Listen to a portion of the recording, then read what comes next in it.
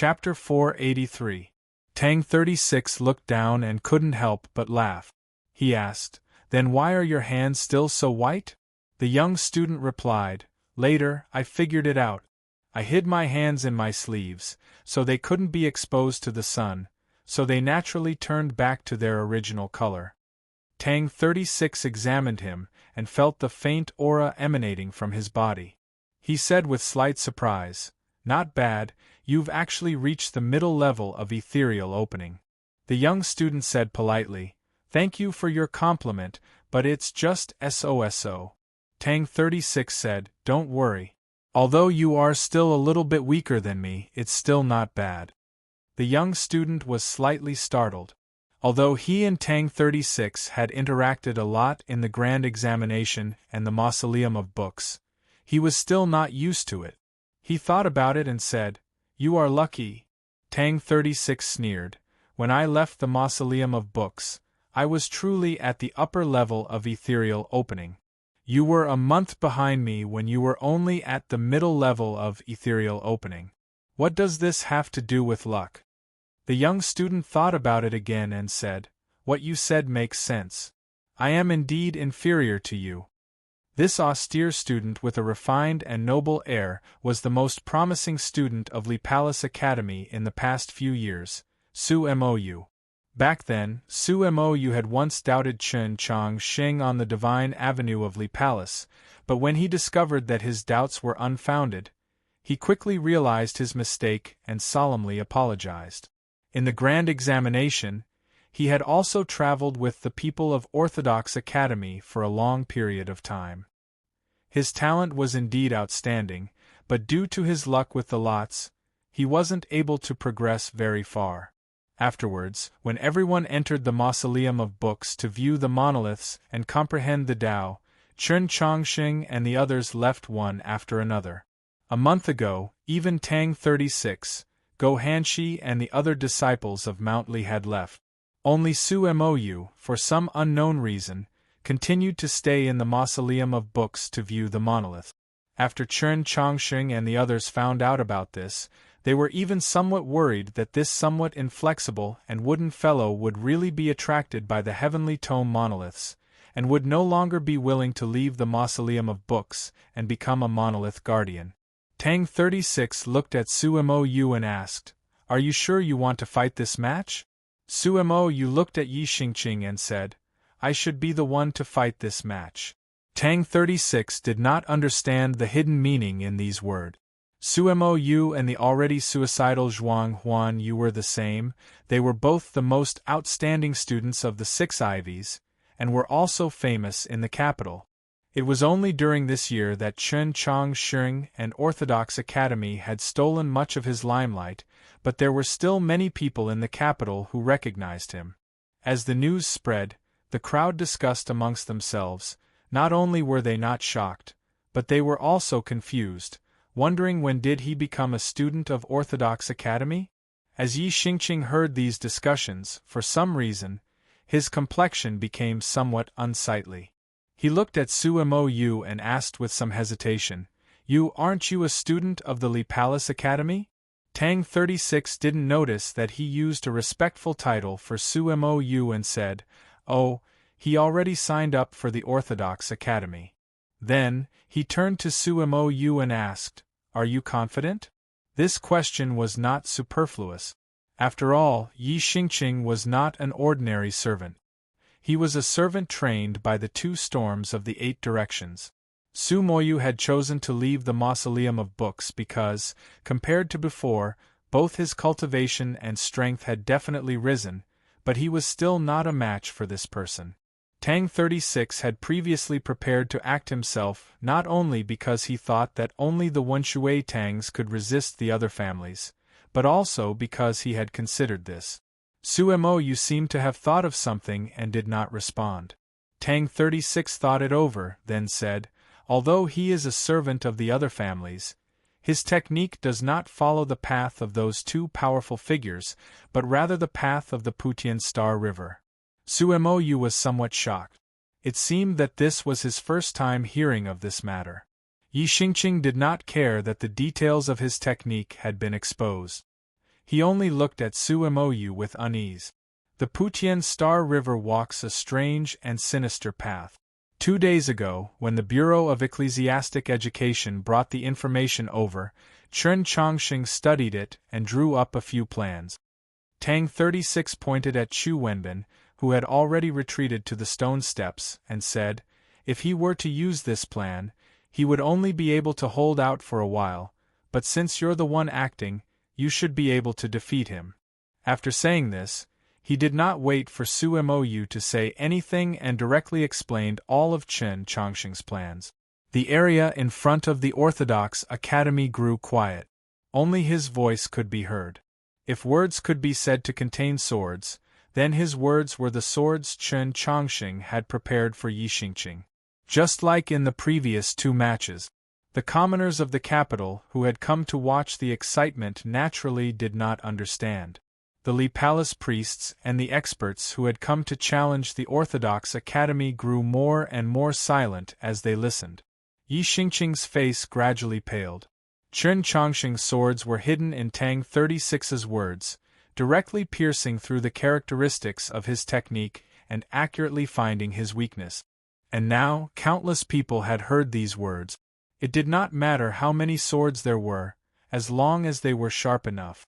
Chen Chongqing's plan was also very simple, as long as it was effective.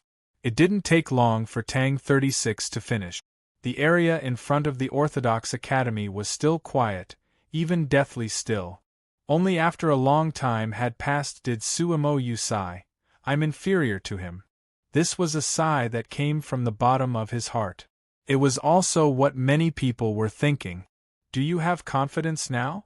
Tang 36 asked. Suemou gave him a strange glance, then said, "I said I was inferior to Chen Chongqing. When did I say I had no confidence in this battle?" Tang 36 thought to himself, "Then why didn't you respond to my words just now?" In truth, even if Suemou had said he was confident, he would still have found an opportunity to speak of the plan Chen Chongqing had prepared last night. The common people had always believed that Chen Chongqing's ability to cultivate to such a level at such a young age was primarily due to his background in the orthodoxy and those fortuitous encounters. As a result, they had underestimated his talent in cultivation and his diligence. He felt that this was wrong. He believed that Chen Chongqing's genius was worthy of praise and even reverence. There was another very important reason, and that was that he did not like Yi Xingqing, so he wanted to expose the secrets and weaknesses of his cultivation technique in broad daylight. "Then go fight," Tang 36 said to Suemou. "Fight until even his young master can't recognize him." As a former genius of the Li Palace Academy and someone who had spent half a year in the Mausoleum of Books viewing the monoliths, Suemou was already rather powerful. Coupled with the fact that he had used Chen Chongqing's plan without any mental barriers, and the fact that Yi Xingqing's performance in this battle was far below what people imagined, this battle unsurprisingly ended with Suemou's victory. As for whether Yi Xingqing had been beaten until even his young master couldn't recognize him, one would have to ask Bi Tianxin himself. In any case, based on what Suemou had said, he probably couldn't recognize him. The conclusion of the 3rd match was also very quick. Including the time taken to speak with those people, it was not very long. The morning light had just faded and the blazing sun was about to rise. Tang 36 brought Suemou and the several dozen new students back to the Orthodox Academy, leaving only the tightly shut gate to those unsatisfied populace and those speechless challengers. The reason Tang 36 used was very simple. Friends had returned from the Mausoleum of Books, so they had to first eat a feast and reminisce about old times. As for a minor matter like the all-school martial exhibition, they could continue after eating. Many students sat on the grass by the lake, books in their hands as they read. Not far away, under a nearby tree were Clear Lake Restaurant's famous rose ice cubes, which the students casually scooped up. Seeing this scene, Suemou was very sorrowful. "This is a little too extravagant," Tang 36 replied. "You won't regret joining the Orthodox Academy." In front of the grass by the lake was a clearly newly built wall. This wall was rather short, unable to block out the scenery within, and of course, it was even less capable of blocking out the great banyan tree. It could only serve as a barrier. The forest on the other side of the short wall was even denser and more secluded. There were not many people around. Hidden in the green forest was a small building. Chen Chongqing was waiting in front of the building. He looked at Sumo and said, "You've come?" Sumo noticed his complexion and said, "You seem very tired." Chen Chongqing truly was very tired. In the past few days, he had been studying those opponents, searching for flaws, guiding the new students of the Orthodox Academy, and coming up with plans. In reality, this was equivalent to constantly using the intellectual sword. Moreover, he was in a rush to re-enter the Garden of Zhou, and every night, he had to undergo many attempts. The consumption of his spiritual sense was too severe, and he was on the verge of collapse. "You can say it now." Tang 36 looked at Sumo and asked, "Why did you come to the Orthodox Academy?" On that night, when they saw Sumo's name on the list of applicants, he and Chen Chongqing were both very shocked and somewhat worried. There were also a few students from the Ivy Academies that had transferred here, but they were all students that were not valued. Sumo was different. He had been the focus of the Li Palace Academy's training for the past 2 years, but in the end, after coming out of the Mausoleum of Books, he did not even greet the Li Palace Academy before coming to the Orthodox Academy. If this matter were to get out, it would definitely provoke some trouble. "I came to hide from trouble." Sumo had no intention of concealing anything, directly saying, "The storm you caused in the capital is too great. Even in the Mausoleum of Books I knew about it. If I return to the Li Palace Academy, the arrangements that await me will definitely be to represent the Li Palace Academy in challenging you. I only like reading and cultivating, I don't like doing these things." Chen Chongqing and Tang 36 understood.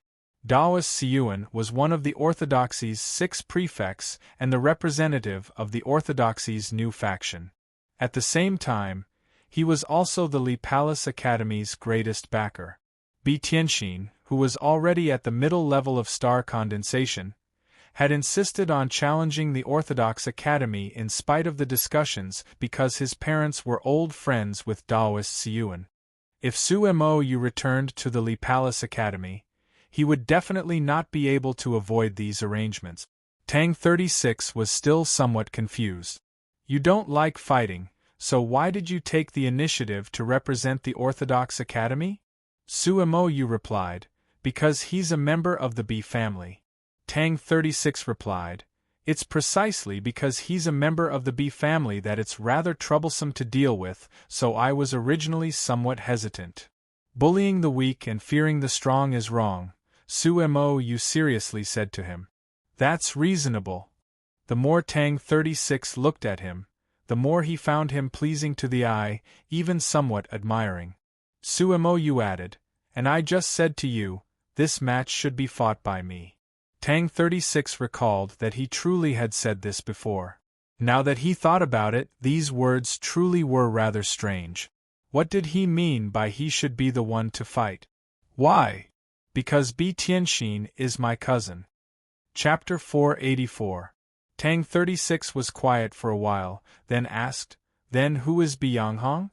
Sumo replied, "My uncle." Tang 36 took in a deep breath, then asked, "Wuqiong Bai?" Sumo thought, is there even a need to ask? Of course it's my aunt. There was a rather awkward silence. Tang 36 looked at him and said, "In the future, can you say something like this a little earlier?" Sumo replied, "No one has ever asked me. I can't just meet a person and tell them that my uncle is Bi Yanghong." Chen Chongqing nodded. "That's reasonable." Tang 36 glanced at him and said, "I still haven't said that you hid your engagement with Su Yorong from us. Don't be in such a hurry to find some alliance." He then turned to Sumo and said, "Continue." When Aunt was in the Li Palace Academy, she was like a sister to Archbishop Siyuan, so she naturally stood on his side. Moreover, she's very protective. After all, he was talking about his elder, so Su Moyu's expression was rather unnatural. If cousin really did fight with you, no matter who won or lost, it wouldn't be easy to clean up. It would be best if aunt also came to the capital. Chen Chongqing and Tang 36 glanced at each other, then said in unison, "There's no need. Quickly write a letter to your uncle saying that everything is fine." Su Moyu replied, "There's no need. My uncle wrote me a letter." "What? Or else how could I have come out of the mausoleum of books?" Su Moyu thought of the contents of the letter, and felt rather helpless. "Uncle, you're henpecked, but am I not afraid of aunt? Uncle wanted me to enter the Orthodox Academy. He continued, so I came." At this point, Chen Chongqing and Tang 36 finally understood the entire matter. Bi Yonghong knew that his wife supported the Orthodoxy's new faction. Now that Bi Tianxin was representing the Li Palace Academy in challenging the Orthodox Academy, if he won, the Bi clan would naturally offend the Pope, the Wenshui Tangs, and even Su Li and those two saints of White Emperor City. But if he lost, his wife, who was protective of him, might come to the capital and stir up a storm. He did not want this sort of thing to happen. Perhaps it was because he supported the conservative faction of the Orthodoxy, or perhaps it was simply because he did not want to participate in this storm. As a result, he wrote a letter to Su Moyu in the Mausoleum of Books, telling his dearest nephew to leave seclusion early and enter the Orthodox Academy, doing his utmost to make this matter disappear without a trace. It had to be said that Bi Yonghong's method was very wise. When his wife stood on the side of the Orthodoxy's new faction, he had Su Moyu represent him in expressing goodwill to the other side, or at least a desire to calm the situation. In this way, with the status and strength of the two of them, the other clans would probably not be affected by this storm. This was the principle behind the saying that only by staying uninvolved could one stand proudly in the world. But in this way, one point became very obvious. Wu Qiongbai had clearly not asked for his opinion on this matter, or perhaps she had not listened to his advice. The storms of the 8 directions, loving husband and wife, rumored to be a celestial couple, but it turned out, they also had their own thoughts. When he thought of this, Chen Chongqing couldn't help but feel somewhat sorrowful. Tang 36, on the other hand, was much more direct.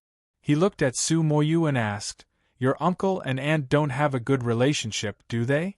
The atmosphere grew cold once more. Su Moyu looked at him in silence. "Pretend I didn't say anything."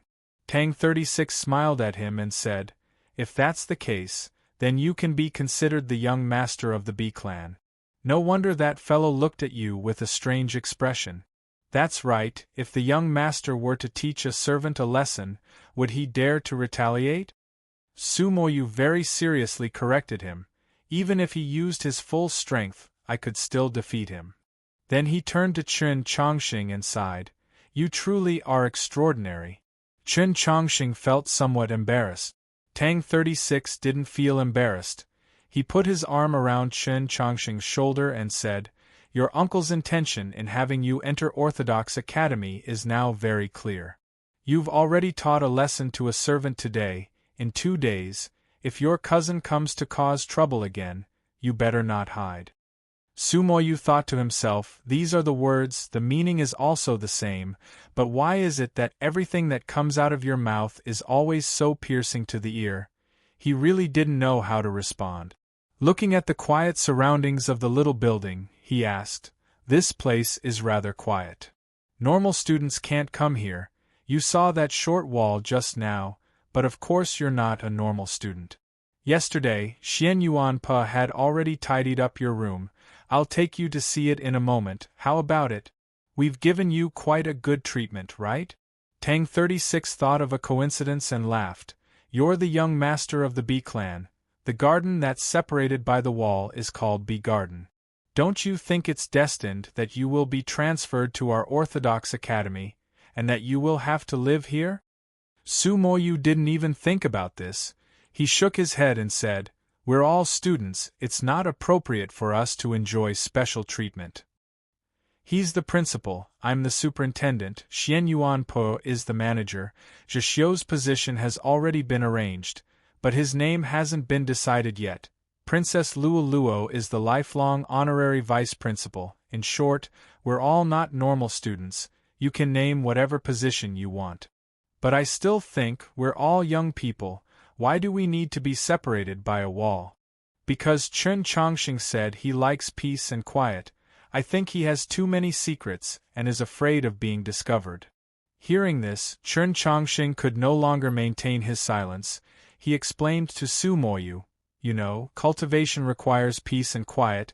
If there are any new students that have successfully broken through to ethereal opening, they can also move to Bee Garden. If they can place within the top 3 in the grand examination, they also have the right to move in. According to Tang Tang, it also has a sense of motivation. Hearing this, Su Moyu felt that it was a good idea. He asked, "What's everyone's reaction?" He was used to leading his fellow students at Li Palace College. Today, upon arriving at Orthodox Academy, he subconsciously began to consider these matters. Tang 36 looked towards the young students that were either sitting or lying on the grassy ground by the lake. He said, "They're all students that came from provinces, counties or even rural areas, or invisible people that have been neglected by the Ivy Academies for a long time. Being able to pass the preliminary stage of the grand examination makes them want nothing more than to offer sacrifices to the Sea of Stars and worship the Empress. How could they dare hope to place within the top 3 in the grand examination? As for breaking through to ethereal opening, that's even more unthinkable." Therefore, no one paid attention to what we said, they only felt that we were drawing a large cake for them to see, some even grumbling. Su Moyu thought about how Chen Chongqing had broken through to ethereal opening during the grand examination, shocking the entire continent, then thought about how, after that night at the Mausoleum of Books, ethereal opening seemed to have become a common occurrence. He subconsciously glanced at Tang 36, thinking to himself, just how many people had clearly understood what benefits Chen Chongqing had brought to the younger generation of cultivators. Tang 36 looked towards the grassy ground and said, "Actually, I can understand why they think that way, but I still feel that they're useless, so yesterday I gathered them together and gave them a good scolding." Chen Chongqing shook his head. He definitely didn't want to experience that again, even if it was just to recall what had happened the night before. He had never seen anyone curse like Tang 36 in his life. Su Moyu strongly disapproved of this teaching philosophy. He shook his head and said, "Cursing people is wrong. I didn't say a single curse word, just like when you stopped us on the Divine Avenue of Li Palace." The Divine Avenue of Li Palace. Su Moyu was a little emotional. He gave Chen Chongqing a look, a little apologetic. "I told them, last year at this time, on the Divine Avenue of Li Palace, Chen Chongqing told the entire world that he wanted to take first place in the grand examination, and that at that time, he hadn't even completed his purification. Everyone thought he was a lunatic. And the result? The result was that he really did what everyone thought was impossible." Tang 36 said, "Then how could anything in this world be truly impossible? What does it matter if it's the top 3 in the grand examination or breaking through to ethereal opening?" Su Moyu thought about it and said, "That makes sense." The two escorted Su Moyu back to his room, had him rest, and then left. Walking out of the small building, Tang 36 said with absolute certainty, "There's definitely a problem with his uncle and aunt's relationship. If there's a problem, then solve the problem. The 25th is getting closer and closer. I hope I can make the days of 2 chapters last longer, work harder." Chapter 485. "You actually still haven't forgotten." Chen Chongqing sighed in amazement. "That husband and wife are both members of the Storms of the 8 Directions. Who wouldn't be interested in their affairs? In truth, I even suspect that Wu Qiongbai had an affair with Daoist Siyuan back in the Li Palace Academy. Otherwise, why would she send her own son to fight in Daoist Siyuan's place? And why would Yang Hong be so vigilant, sending Su Mou into the Orthodox Academy to bear the brunt? Tang 36 walked to the lakeshore and said, "But now that I think about it, that idiot Bi Tianxin is Wu Qiangbai's son, but he's not necessarily Bi Yanghong's son. Do you think he might be Daoist Siyuan's son?" Sigh. "But this matter involves a private matter, so it can't be spread around, especially if Su Mou hears of it. After all, it's his own uncle. How embarrassing." He turned to his side and realized that there was no one there. At some point, Chen Chongqing had left and was now on the grass on the other side of the wall. Confused, he asked, "What are you doing?" Chen Chongqing didn't even turn his head. Waving his hand, he said, "I'm going to see if the meal is ready." The 3 matches that had begun in the early morning had all concluded very quickly. Lunch had been brought forward, and after eating, there was still time to take a nap. Only when the sun had moved a certain distance from its zenith to the west and the stifling heat was somewhat relieved did the gate of the Orthodox Academy open once more. It was still Tang 36 leading the group. The new students of the Orthodox Academy stood behind him on the stone steps, their faces brimming with excitement and unease. Without any surprises, the first student of the Orthodox Academy to fight lost. Just when the opponent's sword was about to descend, Tang 36's voice very promptly rang out, "It ends here." The second match was lost, the third was also lost, and in the following matches, the Orthodox Academy lost very straightforwardly. The usually bustling atmosphere of the arena was now rather oppressive. Only the voices of Tang 36 and the new students of the Orthodox Academy could be heard. "It's about time. I say, it's about time, son. I say, why don't you listen?" These were Tang 36's words. He was speaking to those people who had come to challenge the Orthodox Academy. The words of the new students of the Orthodox Academy were even simpler, not exceeding 5 words. "Concede. I concede. I admit defeat." Only when they reached the gate of the Homecoming Academy and shook off the tension and unfamiliarity from the previous battle did they speak a little more, standing on the stone steps and chatting with their classmates. "Was there a problem with the sword I used just now? Didn't the dean say last night that your opponent's weakness is speed? That's why your sword should be faster." "As fast as I can." "It means that you haven't practiced the 3 moves of Plum Blossom well enough. Dean, you mentioned that there's another sword technique that can restrain this person. What is it again?" "The 3 chants of the Fisherman's Song is a powerful sword technique of the Mount Li sword sect. I heard that even Liang Ban who was unable to grasp it. It is Go Hanshi's ultimate technique. With our current cultivation levels, it is impossible for us to learn it." The new students of the Orthodox Academy discussed. There was no sign of defeat on their faces. Consecutive defeats didn't seem to affect their moods at all. The servant of the Bi family was actually right. Swords have no eyes, especially in this kind of battle where the difference in strength was too great. No matter how sharp Tang 36's eyes were, no matter how timely he shouted, it was still unavoidable for some accidents to occur. But that really couldn't be blamed on those experts who challenged the Orthodox Academy. It was basically the result of the new students being too nervous. When dusk began to rise, the Orthodox Academy had already lost 10-odd matches. 6 new students were injured, and 2 of them were rather heavily injured. But these students didn't have any complaints, and they didn't mention Tang 36's promise a few days ago that they wouldn't be affected. On the contrary, they were grateful, because they knew better than anyone else how much progress they had made with Chen Chongqing's guidance, and such a rare opportunity to fight against experts. Just their horizons were many times broader than before they entered the academy.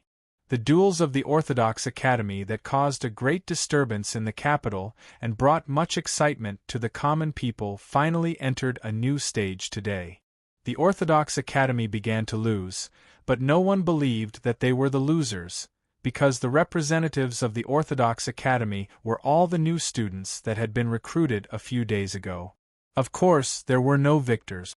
The mood of the new students of the Orthodox Academy was very good, and Tang 36 was basically satisfied with the current situation.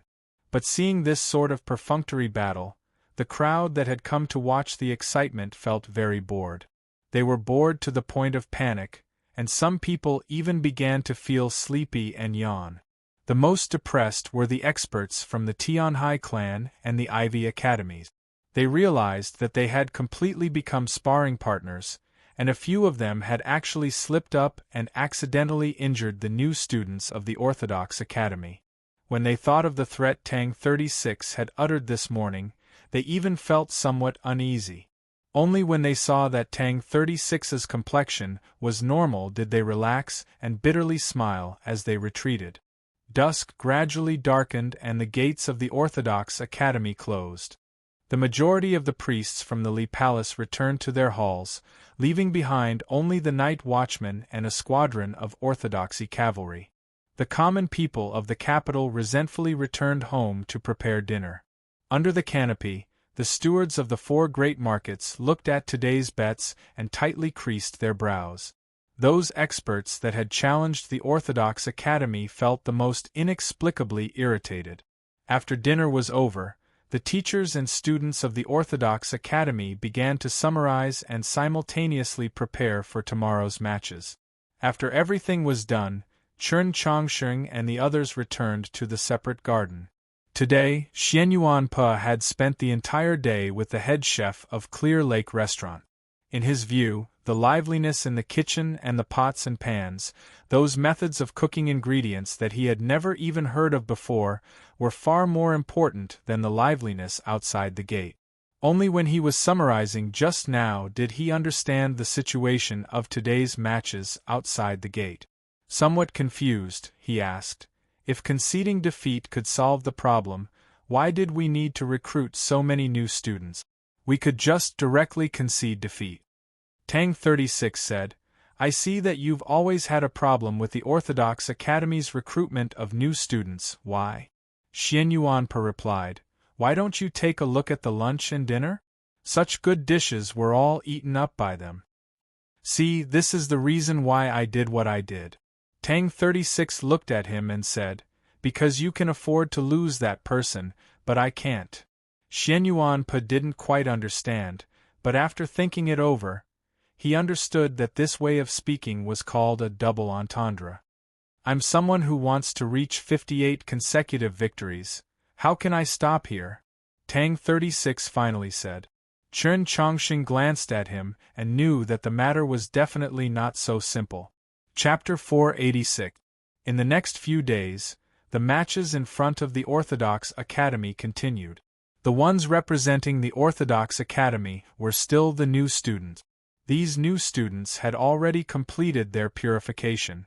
Of course, they could not be said to be completely powerless, but how could they compare to the true experts of the Tianhai family and the Ivy schools? The new students were very clear about their own level.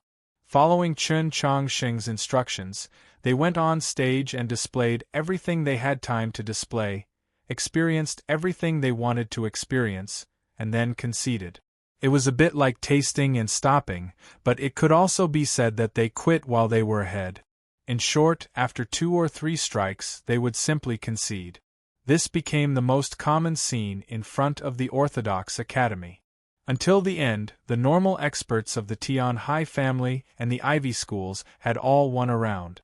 Only a few true experts remained. The person who came to the field at this time was a star condensation expert from the Temple Seminary. He was an ascetic priest. He was originally cultivating his body in the northwest, but he was unexpectedly called back by the 2 Holy Church archbishops. This ascetic priest wore a bamboo hat. Even in the scorching summer weather, he still wore coarse cotton clothing. The shadow of the bamboo hat covered his face, and only his 2 eyes that exuded a harsh aura could be seen. He looked at Tang 36 and said expressionlessly, Today, Principal Chen will probably personally teach you, right? From their titles, it was actually possible to see the true affiliation of the experts who challenged the Orthodox Academy. Those who nominally belonged to the Ivy schools, but in reality, were experts of the Tian Hai family. They basically all called Chen Chong Xing by his name. As for the true experts of the Ivy schools, even if they did not have a good impression of Chen Chong Xing, they still had to strictly follow the sacred order of the orthodoxy and respectfully call him principal. My apologies, Principal Chen has used up too much of his mental energy these past few days. He is currently studying in the academy to recover. Tang 36 looked at this famous ascetic priest in Wenshui and smiled. Priest Bei, your eminence's opponent today is someone else. The ascetic priest's gaze pierced through the shadow of the bamboo hat and landed on Tang 36's face. He said solemnly, I heard that Master Tang broke through 3 levels in the Mausoleum of Books. If you can experience it, it will be a worthwhile trip. From the distant northwest to the capital, it truly was a very long journey. From this, one could also see that Daoist Xiyuan and Linghai Jiwang, these 2 prefects of the orthodoxy, had long ago begun preparing to suppress the Orthodox Academy. His opponent's gaze fell on his face. Tang 36 actually felt a slight pain. He squinted his eyes and thought, an opponent as strong as you, I don't have the confidence to win. Even if I win, I'm afraid I'll be heavily injured. Your opponent is not me, but him. He looked at the ascetic priest and solemnly introduced. He is the student with the greatest talent in cultivation among this batch of students of the Orthodox Academy. Following his hand gesture, a young student walked down the stone step. That student was indeed very young, too young. It would be more accurate to say that he was a teenager, no more than 13 or 14 years old. His expression was nervous, and his originally lively eyes were now somewhat lifeless. Looking at this youth, the ascetic was stunned and said, If I am not wrong, this child should have just completed purification? Tang 36 praised, as expected of Priest Bei, who bitterly cultivates and comprehends the Tao, your eyes are truly like torches. Your judgment is not wrong, this child completed purification 3 months ago. This time, he came to the capital in preparation to participate in the preparatory examination of the Grand Examination to test his luck. The area in front of the Orthodox Academy was no longer as bustling as it was a few days ago, but there were still quite a few people. When they saw the illustrious priest Bei personally appear, they were shocked and in the midst of their discussions. Suddenly, they realized that the opponent that the Orthodox Academy had arranged for Priest Bei was actually this kind of youth. The crowd instantly became incomparably quiet, thinking, just what sort of trick is the Orthodox Academy playing? Your meaning is, my opponent is this child? Priest Bei's voice naturally became angry as he harshly rebuked, You are insulting me. Tang 36's expression did not change as he smiled and said, Priest's words are incorrect. The purpose of the all-school martial exhibition, besides competing with one another, is also for the seniors to instruct the juniors. This child truly is the most talented new student in our Orthodox Academy.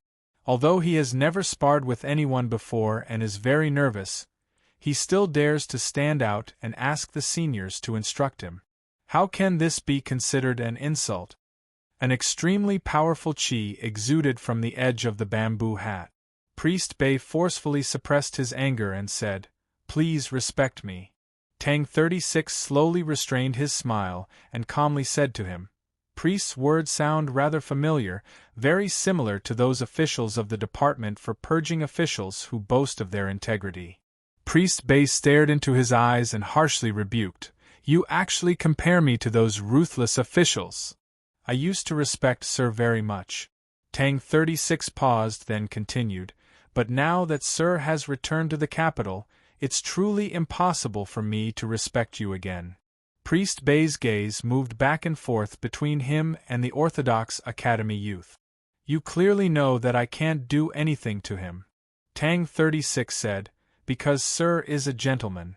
Priest Bei said, So you specifically chose this child to deal with me?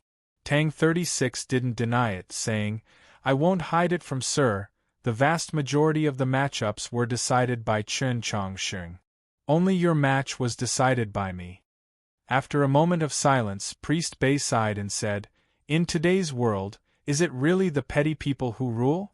Saying this, he turned around and prepared to leave. Tang 36 originally didn't intend to say anything more, but seeing the somewhat desolate back of the famed ascetic priest of the Northwest, he couldn't help but open his mouth. A gentleman can be deceived with methods, but of course this isn't necessarily correct. Although I'm not a gentleman, I'm also not a petty person. But since Sir, who was once a gentleman, has been used by a petty person to do ungentlemanly things, then I naturally can only respond in the manner of a petty person. Hearing these words, Priest Bei seemed to be struck by lightning, his body slightly stiffening. After a moment, he once again raised his foot and walked back into the crowd. Seeing the gradually fading figure on the distant street and the increasingly small bamboo hat, Tang 36 was calm and silent. Remember, this match is our Orthodox Academy's victory. Not waiting for the crowd to boo, he calmly said, Next. Not every match had a story, and not every story could leave behind a meaningful conclusion. The match in front of the Orthodox Academy continued. Without blood and without the shadow of death, it naturally lost much of its excitement, becoming more and more depressing. To the common people, if there were no such things, no scenes of mountains collapsing and the heavens shattering, the fights of the continent's experts that had stepped into the divine domain would be no different from the fights of those naughty children on the streets. It was just that they were a little stronger. Only those who could understand would be able to understand the information revealed in the battle. Of the new students representing the Orthodox Academy, other than the special circumstances of Su Mou and that youth, although the other new students had yet to obtain a single victory and could not even see the possibility of victory, in these extremely short matches, they were often able to display unimaginable sword techniques and transformations. Although everyone knew that this was because they had received Chen Chongsheng's guidance, for these new students to be able to realize it, they had already displayed a certain possibility. These children from the provinces and countryside, these poor students that no one from the Ivy Academies paid any attention to, had suddenly become different. Besides the common people that had come to watch the matches in front of the Orthodox Academy, there were also many teachers and students of the Ivy Academies that had changed into uniforms. They looked at the new students of the Orthodox Academy on the stone steps, not daring to believe their eyes. Was this the incomparably mischievous Wei Chong that they had once taught? Was this the Chu Wenbin that only knew how to sleep every day? Compared to the past, the new students of the Orthodox Academy seemed to have gained a new luster. Crucially, their minds were different. They were confident and calm, as if nothing could stump them. Even the seemingly endless failures were not frightening. They still firmly believed that they would be able to obtain the final victory. When all these things were combined together, they formed a temperament called calmness. Because of calmness, they were calm. Only then could they talk and laugh in front of the crowd, no longer feeling nervous or inferior because of the ridicule or disregard of others. If last year, when Chen Chongsheng became a new student of the Orthodox Academy, then when Luo Luo, Xian Yuan Pe, Tang 36, and Zhixiu joined the Orthodox Academy one after another, it could be said that the Orthodox Academy was reborn, just like these young students, or in other words, it was because of their arrival. The change of these young students, of course, originated from the Orthodox Academy. The two most important people were Chen Chongsheng and Tang 36. Putting Tang 36 aside, everyone could see Chen Chongsheng's importance. If it wasn't for his endless guidance every night and the large amount of mental energy spent on studying the techniques and weaknesses of those experts, how could the new students of the Orthodox Academy have the courage to face those experts who were several levels higher than them? How could they have so much confidence? After recruiting new students from the Orthodox Academy, Chen Chongsheng never fought again. He didn't even go to the outside of the academy to take a look, But everyone in the capital knew that he had always been watching the outside from the Orthodox Academy. Through these dozens of matches, he displayed his unimaginable talent in the way of the sword to his heart's content. That kind of talent in the way of the sword was so strong, that kind of talent was so dazzling that the entire capital was once again shaken. Starting from the same moment last summer, he had already brought too much shock to the capital and even the entire human world. The Ivy Festival, the Grand Examination, the Mausoleum of Books, the Garden of Zhou, Sunyang City, many people thought that they were already numb from the shock of Chen Chongqing. No matter what he did in the future, it wouldn't be surprising, but this time, they were still shocked once again. With Chen Chongqing's age, being able to have such an unfathomable level of cultivation in the way of the sword was something very hard to imagine. What was even harder to imagine was that he could also teach others how to learn the sword. It must be known that this wasn't as simple as teaching a child how to write, teaching and dispelling doubts. This was a teacher. The current Chen Chongqing actually had the faint air of a grandmaster, because his age was truly too young. Every time people had this kind of thought, they would shake their heads and deny it. But no one dared to deny that if he was given more time, such as another 10-some years, once he truly matured, perhaps he really could become the principal of the Orthodox Academy in name and in reality. While everyone's gazes were on the Orthodox Academy, sighing in admiration at Chen Chongqing's cultivation in the way of the sword, only one person remained unconvinced. It's just messing around. Mou gazed at the Empress's back, somewhat bored as she fiddled with the grass ring on her finger. I also don't know why those people in the imperial court and the Li Palace are making such a fuss over nothing. The sentence "please respect me" was naturally written, but when I wrote the second sentence, "you're insulting me," I realized that I was very affected by that advertisement. There are still 3 days until the 25th. I will very naturally and earnestly do it. I will probably leave on the 27th. Chapter 487. Before Qiu Shanjun, Mou was the youngest fusion star cultivator in the world. Of course, she had the right to show her disdain and ridicule the so-called Xiuxing geniuses. The Divine Queen glanced at her and said, "You really think Chen Chongqing is messing around?" Mou's fingers stiffened. Just like many important figures, she also secretly went to the gate of the Tradition Academy. Of course, those battles were nothing in her eyes, but she had to admit that the talent Chen Chongqing displayed through the swords of the new students of the Tradition Academy, no matter if it was her when he was the same age or the current her, she couldn't compare to him. This was the Divine Queen's question, so she couldn't lie. She lightly bit her lower lip and said, "I'm talking about Tang Tang. Everyone's eyes are on Chen Chongqing. They think Tang 36 is messing around. Do you think so too?" Although the Divine Empress knew that she was speaking casually, she was still not satisfied with her view. She said, "Cheng Wu and the 2 archbishops have prepared for 3 months. Who knows how many contingency plans they have prepared. No matter how the Li Palace responds, they will always have a way to make the matter bigger. However, up until now, have you ever seen the Li Palace express its stance or take action?" Of course, Mou knew the intention of the Tianhai family and the 2 archbishops. Tianhai Qingwu said to Su Shiji that he wanted to take advantage of the situation and wait for Su Yurong to return to the capital. Of course, it wasn't the truth, at least not the whole truth. For such an important figure like him, the matter that he cooperated with the 2 archbishops couldn't be so petty.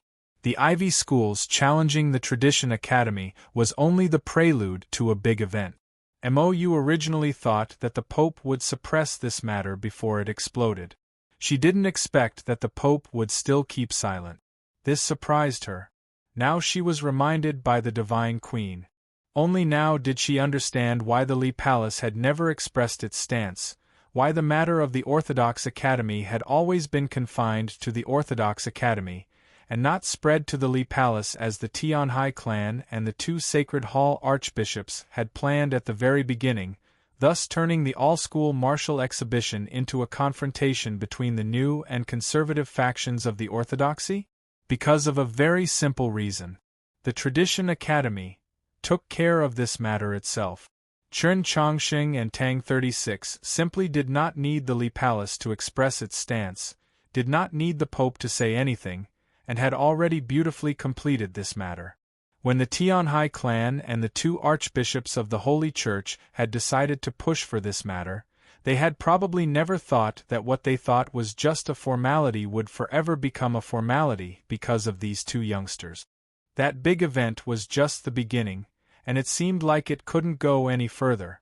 As long as the Orthodox Academy can hold on, the Pope will not speak. The Divine Empress walked to the side of the stage and gazed at the nearby Tradition Academy, which was gradually becoming brighter. She said, "Countless backup plans were all destroyed by Tang Tang alone. If the Pope had any thoughts towards Chen Chongqing, they were also destroyed by him. Do you still think he's just messing around?" Mou was speechless. She really didn't think that Tang 36, who seemed to be frivolous and useless, could actually see through the schemes of so many powerful figures. "It really is the age of blooming wildflowers," the Divine Empress said. "Tang Tang is not bad, and Chen Chongqing is even better. If they are given enough time and opportunity, what do we need to worry about the future of the Zhou dynasty and humanity? If there was only one wildflower, and it bloomed alone on the cliff, how could it be called beautiful? Only when many wildflowers bloom together could it be called blooming, and only then could it be breathtakingly beautiful." Thinking about the changes in the past year, Mou had to admit that the reason why the Tradition Academy showed signs of revival so quickly, besides Chen Chongqing, the most important point was that Tang 36 left the Heavenly Academy and entered the Tradition Academy. If the Divine Empress' judgment was correct, Tang 36 seemingly messing around was actually a calm response. Then it could be said that the Tradition Academy needed people like him the most. She knew the situation when Chen Chongqing and Tang 36 first met. At that time, Tang 36 was a famous genius youngster, and Chen Chongqing was a little Taoist from the countryside that no one knew about. They met when they were applying for the Heavenly Academy, and it was Tang 36 who talked to Chen Chongqing first. Now that you think about it, you have to admit that this kind of meeting really had a taste of fate. What's the most amazing thing about the Wen Shui Tang family? It's not wealth, nor is it strategy, but insight. The Divine Empress gazed at the brightly lit Tradition Academy and said, "The Tang Old Master was the first person to see Su Li's ability, and in the following several hundred years, who dared to disrespect the Tang clan? Even the storms of the 8 directions were the same. Later on, the Tang clan withstood the pressure of the imperial court and had Wang Pe serve as an accountant for 10 years, presumably in exchange for several more decades of peace. Now that Tang Tang and Chen Chongqing have this sort of friendship, if Chen Chongqing really does become pope, the position of the Wen Shui Tang clan will be even more unshakable." For some reason, Mou said, "If that's the case, then Chen Chongqing is actually inferior to Tang Tang. Girls truly are outgoing." The Divine Empress gave her a meaningful glance. Mou felt somewhat wronged, but she didn't dare say anything. The Divine Empress said, "The Pavilion of Heavenly Secrets has sent someone to see the sword. Since you know Chen Chongqing, you should bring him. Otherwise, with Chen Chongqing's personality, he really might not be able to see it." Different from the past year, different from the past 20 years, tonight, the Tradition Academy was brightly lit. Even though it was very late, people could still be seen and sounds could be heard in the forest by the lake and by the fountains. Chen Chongqing was somewhat unused to this change. He shook his head and thought of the matter they talked about in the morning. He turned to Tang 36 and said, "The story you told me 2 days ago wasn't correct. I never said that I would take first place of the first banner in the grand examination. At the time, Su Mou was on the Divine Avenue, so he should remember it very clearly. It was the Archbishop who said it. I don't understand why he would forget such an important matter. This means that in everyone's impression, you were the one who said it, so don't try to explain yourself. Tang 36 said, and I remember very clearly, in the Plum Garden Inn, you personally said this to me. Because of these words, the two of them simultaneously recalled the scene of them treating each other to a meal in the inn. At that time, they had imitated the manners of adults and exchanged pleasantries, but now that they thought about it, it was a scene of immaturity. The two looked at each other and laughed. Not much time seemed to have passed, but too many things had already changed. 1 year ago, the Tradition Academy was still very cold and desolate. Although it had been cleaned and renovated by the Department of Traditional Education, other than the area he frequented, the other areas were still very cold. Especially at night, it was like a graveyard. 1 year later, the Orthodox Academy welcomed many new students brimming with vitality. The cold and cheerless night had long been driven away by the lights of the dormitories. In the library that was once only occupied by one person for a very long time, there were now many people borrowing the light to read. Many people saw these changes, and every time they thought about how Chen Chongxing and Tang 36 were able to make the Tradition Academy look so good at such a young age, they couldn't help but feel a little surprised and then praise them. But Chen Chongxing's thoughts weren't here. He looked at Tang 36 and asked, "Why did you do all this?" "Today is the wedding day of the fan clubs Feng Lian Nuan and Nuan Nuan. I've already carefully admired their wedding photos. Their faces are full of happiness. I wish the young couple a happy wedding. Don't fight over washing dishes." Chapter 488. I said I will drown them. This is what I mean by drowning the 7 armies. At some point, the folding fan in Tang 36's hand had been replaced with a green apple. Holding the green apple, he pointed at the lights in the library and the silhouettes left behind by the new student. The Orthodox Academy has so many people. It won't be so easy for them to exhaust us to death. On the contrary, I can exhaust them to death. Chen Chongxing shook his head and said, "I don't believe it." Tang 36 was silent for a while and said, "This is the beginning." Beginning? Chen Chongxing really didn't understand. Your beginning is also the beginning of the Tradition Academy. This place always needs to recruit students. Tang 36 looked at the academy in the night and said, "The Tradition Academy for one person sounds cool, but in reality, it's not the Tradition Academy. It's just you." Then it became 2 people, 3 people, 3 people, 4 people. But it's not the Tradition Academy. Only now is the Tradition Academy. The night was getting late, but the lights were still bright.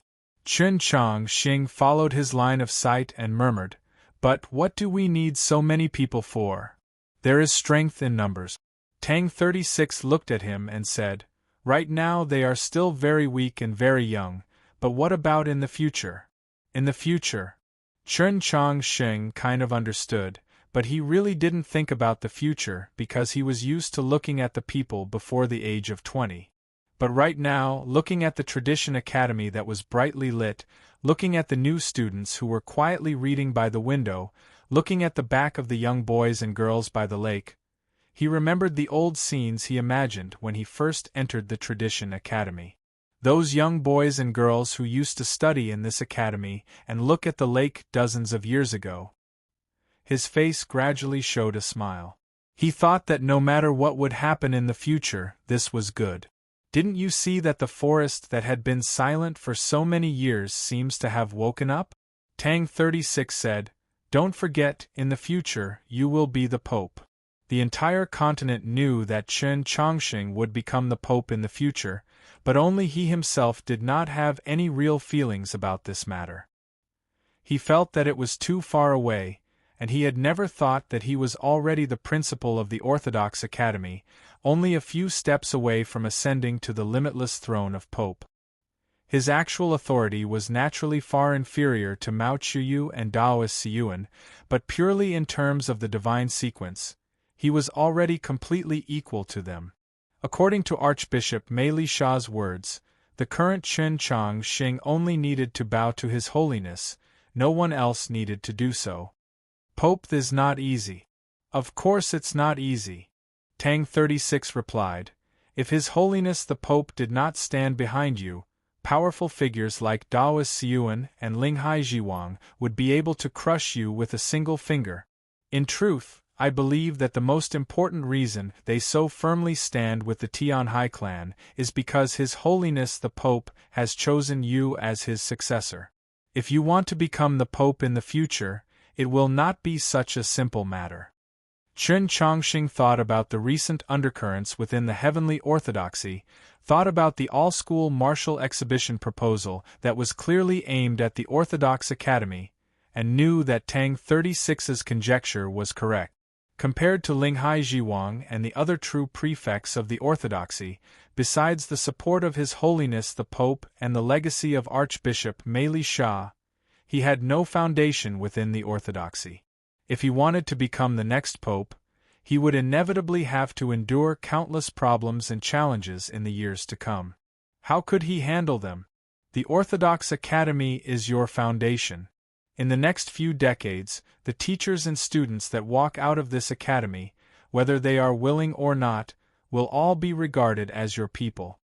Tang 36 looked at him and said, the Tianhai clan and those two archbishops definitely have many tricks up their sleeves.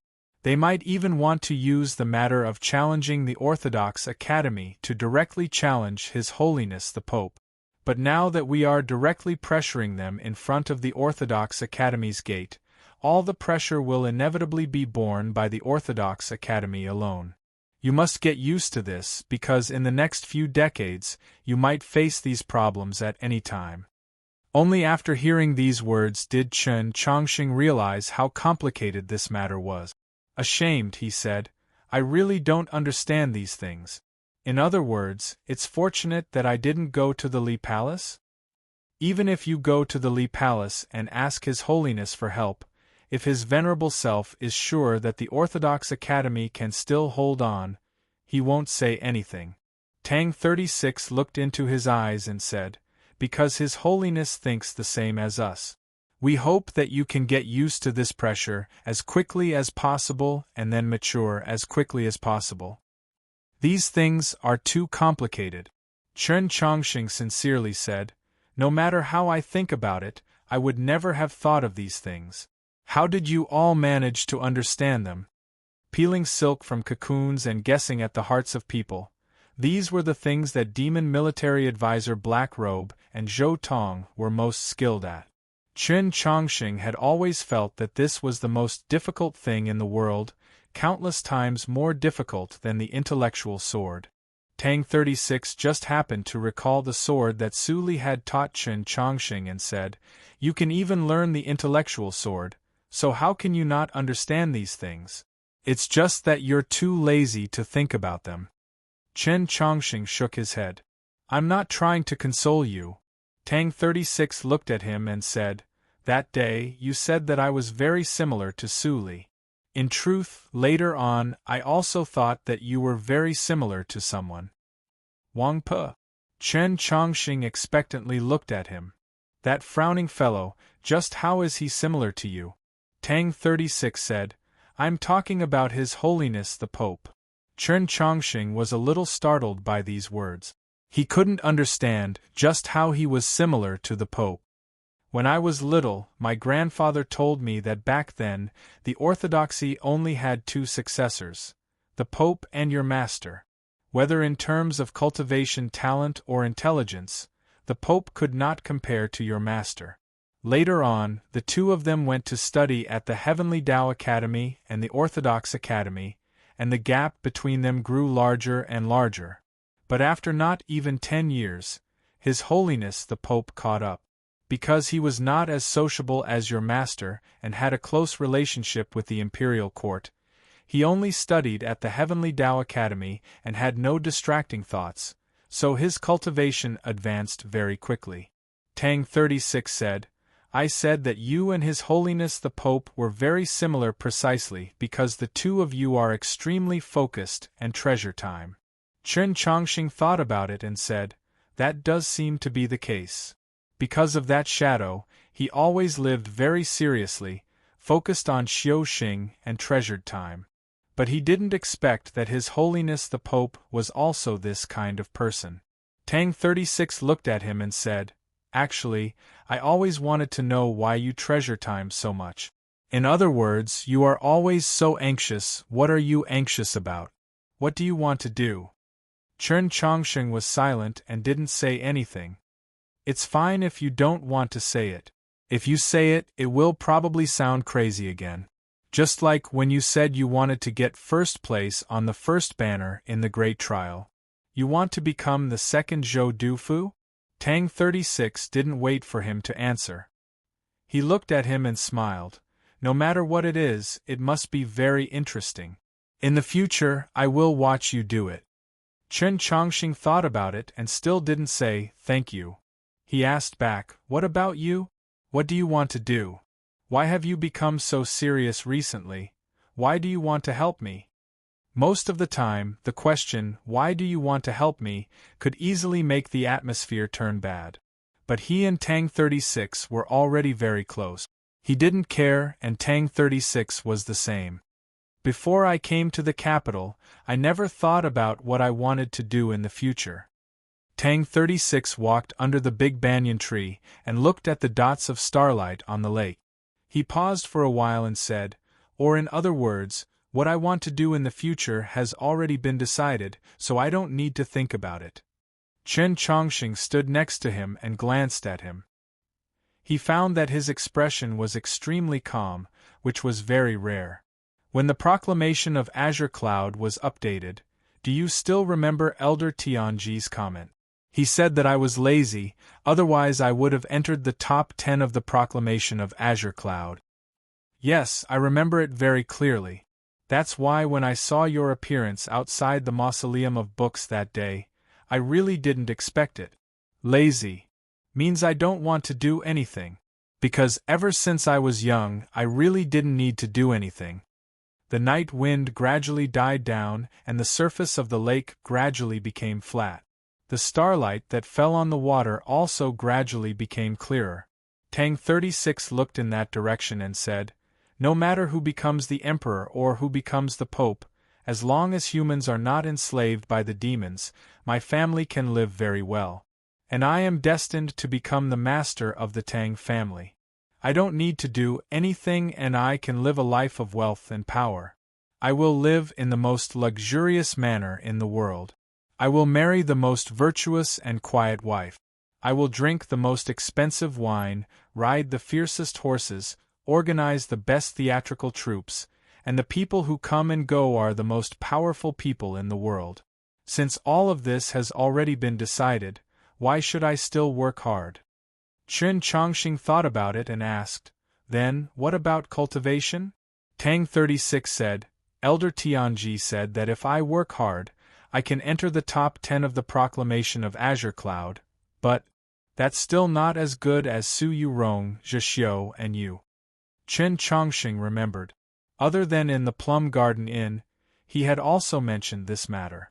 At that time, the words Tang 36 used were, "That woman who makes people speechless and that wolf cub." He looked at Tang 36 and explained, "Being able to enter the top 10 of the proclamation of Azure Cloud is already very good. Indeed it is good, but it's still not as good as you freak. Even if it's just a little bit, it's still not enough." Tang 36 paused and said, "If I can't do my best, then what's the point?" Chen Chongqing didn't know how to respond and asked, "Then why aren't you lazy now?" Tang 36 said, "Elder Tianji said in the proclamation of Azure Cloud that it's because I met with fortune." "What fortune? How come I don't know about it?" "Idiot, doesn't this mean that I met you?" "What about me?" Chen Chongqing really didn't think that there was anything special about himself. But just like what Tang 36 said a few days ago, being a genius but not knowing it was really something that made people in the same field angry and depressed. He looked at Chen Chongqing and shook his head. "I have never seen someone like you. People like you are probably even rarer than pure white unicorns in the world. Because you live Too seriously, too righteously. Although I still don't know what you are pursuing, that feeling is very interesting. Chapter 489. After coming to the capital from Xining village, the most important thing Chen Chongqing experienced was not going to the divine general of the East's mansion to break off the engagement, nor was it meeting the distressed Luo Luo in the Tradition Academy, nor was it even meeting the Black Dragon in the depths of the Tong Palace. Although these two encounters had changed his fate to some extent, the one that truly affected his life was the meal in the Plum Garden Inn. When he met Tang 36, he realized that the young should be frivolous and not be like him and Senior Yu Ren. They were clearly still very young, but lived like elders who had attained the Tao for many years. Only then did he realize that there were some things in the world that should be fought for and those that should be given up should be given up.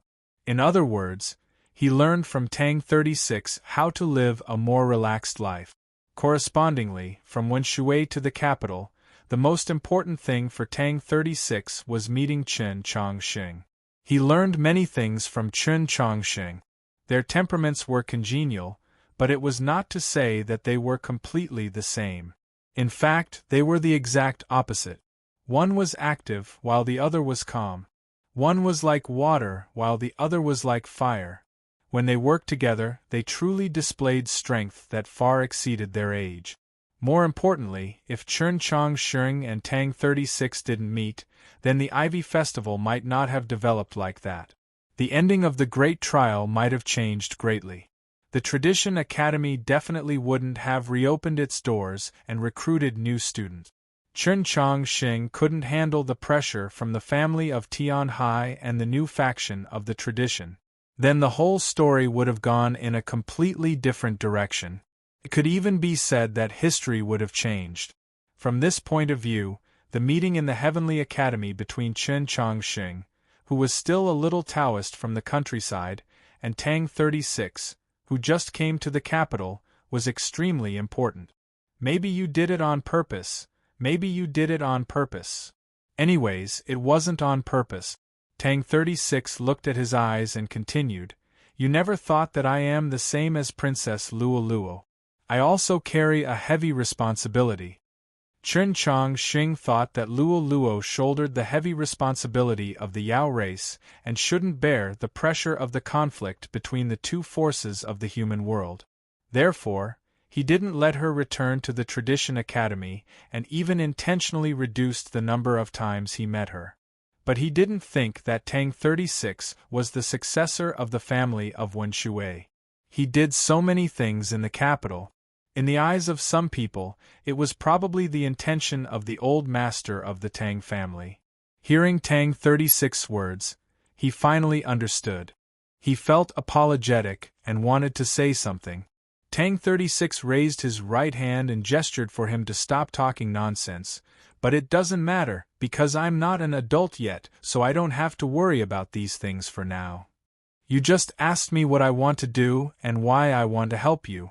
You're wrong, I'm not helping you, I'm helping myself, because I'm also a student of the Tradition Academy. This place doesn't belong to you, Chen Chongqing. What do I want to do? Before I return to Wenshui to inherit the clan, I don't want to think about the livelihood of hundreds of thousands of people, don't want to think about the continuation of the clan for 1,000 generations. I don't want to write about those heavy problems. I just want to play to my heart's content for myself, for us. Tang 36 looked at Chen Chongqing and said, "A few days ago, I told you here that young people should live like young people, laugh when they should, scold when they should, scold when they should, and why didn't Xian Yuanpa smash the tree today? Are the pastries of Clear Lake Restaurant that delicious? Anyways, when you become the strongest person in the world in the future, when people mention me, besides my identity as the head of the Tang family, they will also mention that several hundred years ago, you and I made the Tradition Academy stand up again in the capital. Then I will feel very happy." He was fated to be the head of the Wenshui Tang family, the richest person on the continent. This didn't need to struggle, didn't need to work hard. Therefore, he cared more about the future of the Tradition Academy, because it wasn't the legacy of his ancestors, but the career they had built with their own two hands. All young people liked to talk about struggle, but not all young people understood this principle. I will work hard. Chen Chongqing thought about it, then said, because of certain reasons, I will work hard to become the strongest person in the world, so this is something that I can do in passing. Tang 36 said, you use the word in passing very well. I really admire it. It seems indifferent and especially uncaring. In the future, when you truly become the strongest person in the world, don't forget this word. Chen Chongqing said, I will remember. Tang 36 extended his hand and said, deal. Chen Chongqing had never made this sort of bow before. He somewhat clumsily imitated Tang 36 and extended his hand. Tang 36 very casually shook his hand and then let go. Let's go. The Bureau of Ecclesiastic Education just sent a message saying that the Heavenly Academy has guests. We have to prepare. You're the principal, so this sort of thing is naturally for you to do. I can't be bothered with it. Let me stay a little longer. Tang 36 walked to the great banyan tree by the lake and said, in the past, you and Princess Luoluo always dominated this tree. Now, it's time for me to enjoy it.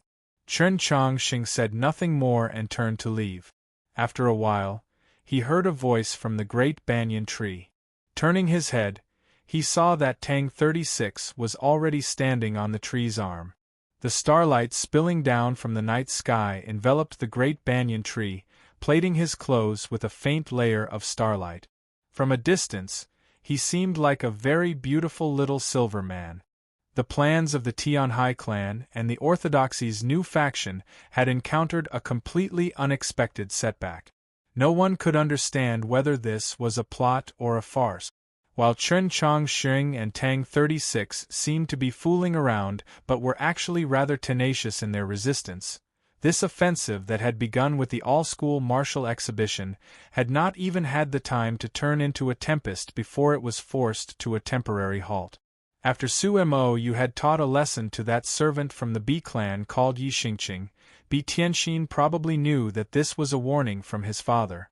Even after the match ended, he did not appear again. The Orthodox Academy welcomed a temporary peace, and then it quickly welcomed its first group of guests. In the early morning, the weather was still not too hot. The main gate of the Orthodox Academy was completely open and the priests of the Li Palace were waiting outside. The new students that had just finished their breakfast or had already begun their morning studies curiously looked over. A piece of news was beginning to spread. The faces of the students revealed excited and nervous expressions as they walked to the gate and curiously peered out. In a short while, 2 carriages stopped in front of the gate. The soldiers of the Imperial Guard that had opened the path took over with the Orthodoxy cavalry. Palace maids walked up to the 2 carriages and respectfully helped the people in the carriages down. The visitors to the Orthodox Academy were Mou and an old man. The weekend is too relaxing. Today, I'm planning on resting, the first day of this month. Of course, resting means that I won't be writing today, but that doesn't mean that I won't be updating. This is updating. There's still one more chapter in the evening. Now that I have a draft, my life has truly become completely different. I wish everyone a pleasant weekend like mine. Chapter 490. Seeing that it really was Lady Mou, the freshmen of the Tradition Academy were extremely nervous and excited. Those standing at the back kept tiptoeing, trying to get a better look at this legendary figure. As for the youngsters standing at the front of the crowd, they were so shocked by her beauty that they didn't dare to raise their heads, only daring to stare at the tips of their feet. The students knew that the Pope and the Divine Queen were no longer as close as they were in the past. The Tradition Academy was the front line between the two powers, but they still couldn't suppress their excitement. It must be known that Mou was the most famous beauty of the Zhou dynasty, as well as the most famous talented woman. She was also an extremely powerful and important person.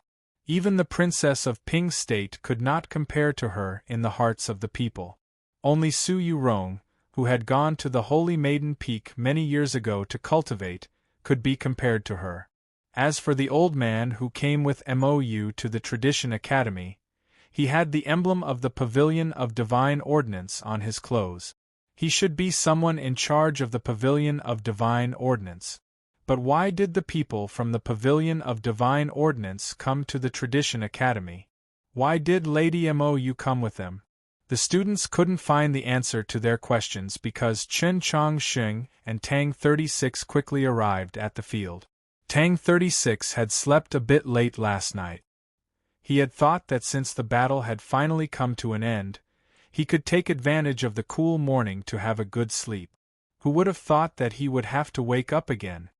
He was already in a bad mood, and when he saw the students looking at Mou with such infatuation, he felt very embarrassed. He said angrily, "What are you looking at? Have you never seen a beauty before?"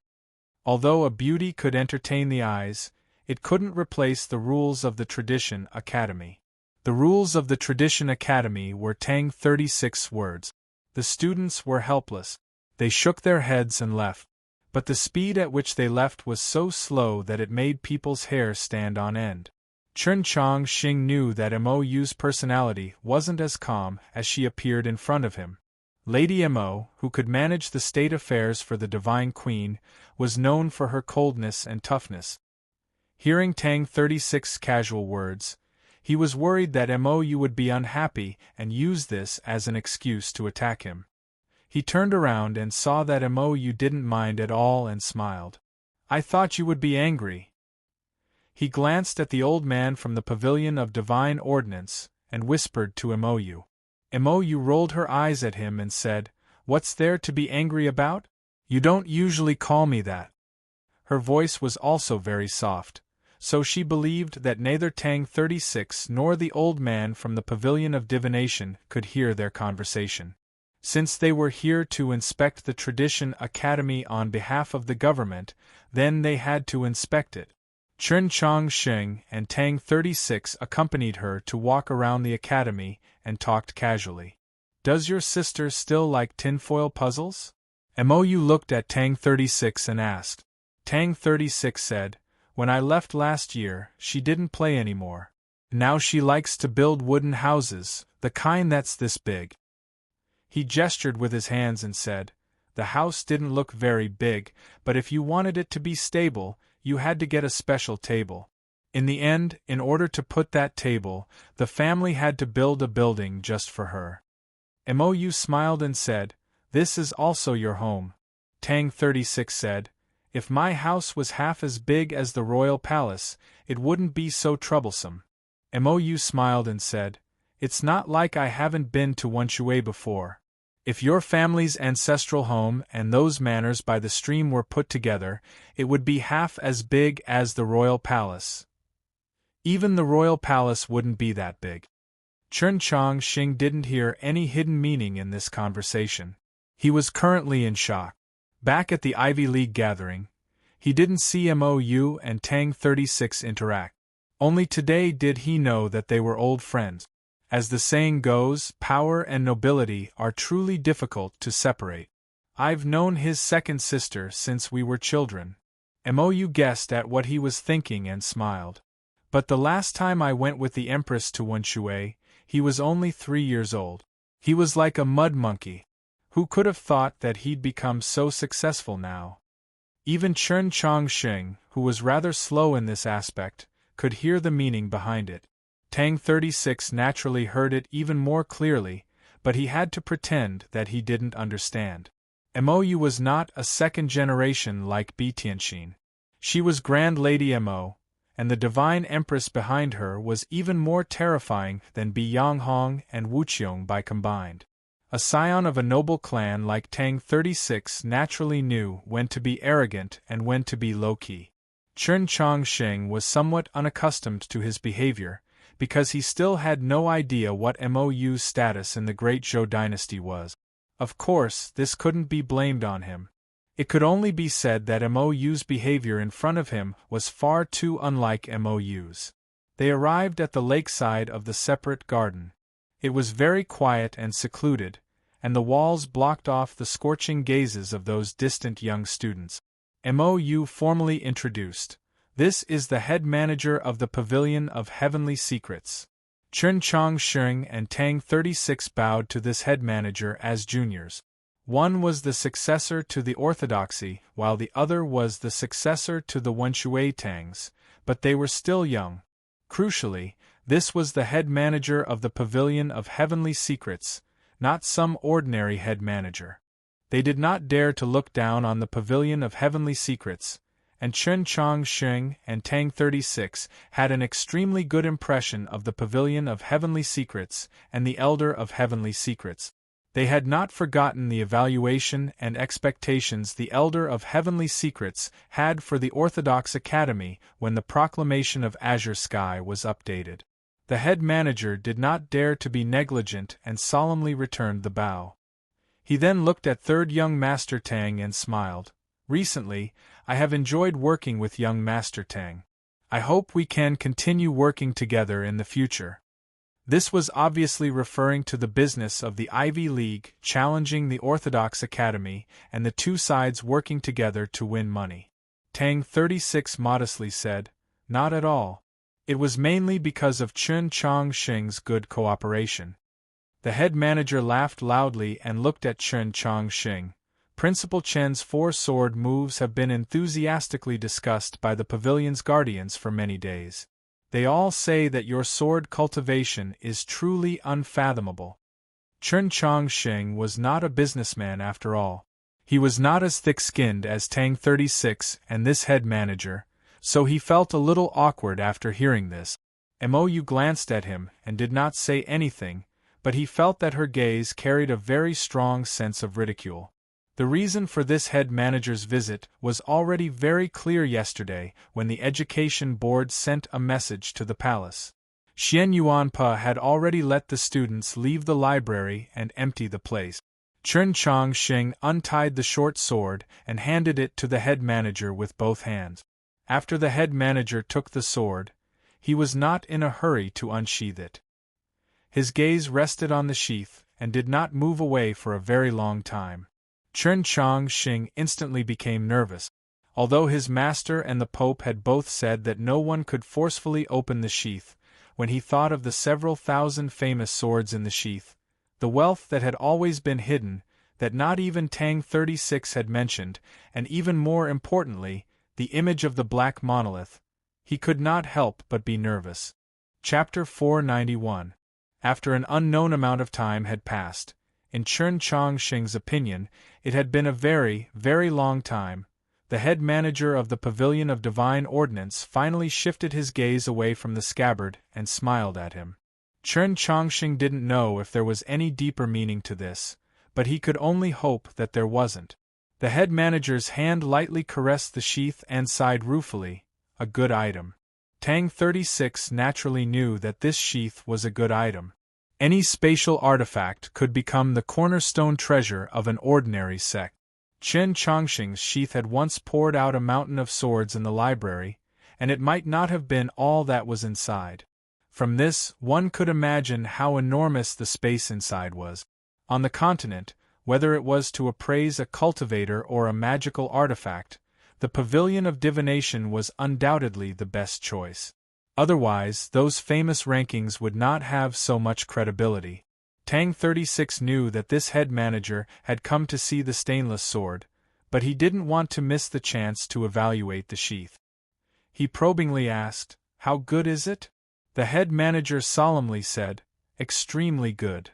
Hearing this, Chun Chong Sheng almost laughed out loud. His nervousness was slightly relieved. Tang 36, on the other hand, was very depressed. He thought that the shamelessness of this head manager's words really could compete with his own. He angrily said, "Is it good enough to be recorded on the tier of legendary weapons?" He had originally said these words in a fit of pique, but unexpectedly, the head manager's face turned solemn upon hearing this. After seriously thinking it over, he shook his head. Tang 36 was somewhat proud, but also somewhat disappointed. But at this moment the head manager added, I remember that this sheath has always been on the tier of legendary weapons, so there's naturally no need to record it. The library became very quiet. Tang 36 glanced at Chen Chongqing. Mou glanced at the sheath. Chen Chongqing didn't know where he should look. This is the vault sheath. The head manager's fingers lightly tapped the sheath. Hearing the heavy but not muffled sound of the sheath, he sighed ruefully. It's also been 20-some years since I've seen it. Although Mou had some guesses about this, her expression still changed. She asked, "This is the vault sheath from the Li Palace?" The head manager did not immediately answer, but solemnly unsheathed the dagger from the sheath. Looking at the dagger, he slowly said, "If it wasn't the vault sheath, how could it contain this peerlessly sharp sword?" Many times, one could hear the evaluation of peerlessly sharp, but if this evaluation came from the strict pavilion of divination, then it was extremely unusual. This meant that the sharpness of Chen Chongqing's dagger was truly peerless. Solely in sharpness, the pavilion of divination did not believe that there was any divine weapon in the world that could surpass it. This short sword looked very ordinary. Chen Chongqing had never carefully maintained it, to the point where he rarely even wiped it, but it could be clearly seen that the blade of the short sword didn't have any dirt, not even a speck of dust. This sword had killed many people in Chen Chongqing's hands and had been stained with blood, but no blood could be seen. The sword's name is stainless. It really is stainless, the shopkeeper lamented. This dagger was too sharp, so its blade was incomparably smooth.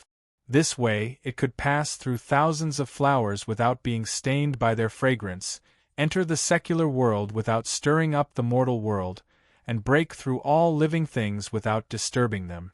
This dagger was too sharp, so the blade was extremely smooth.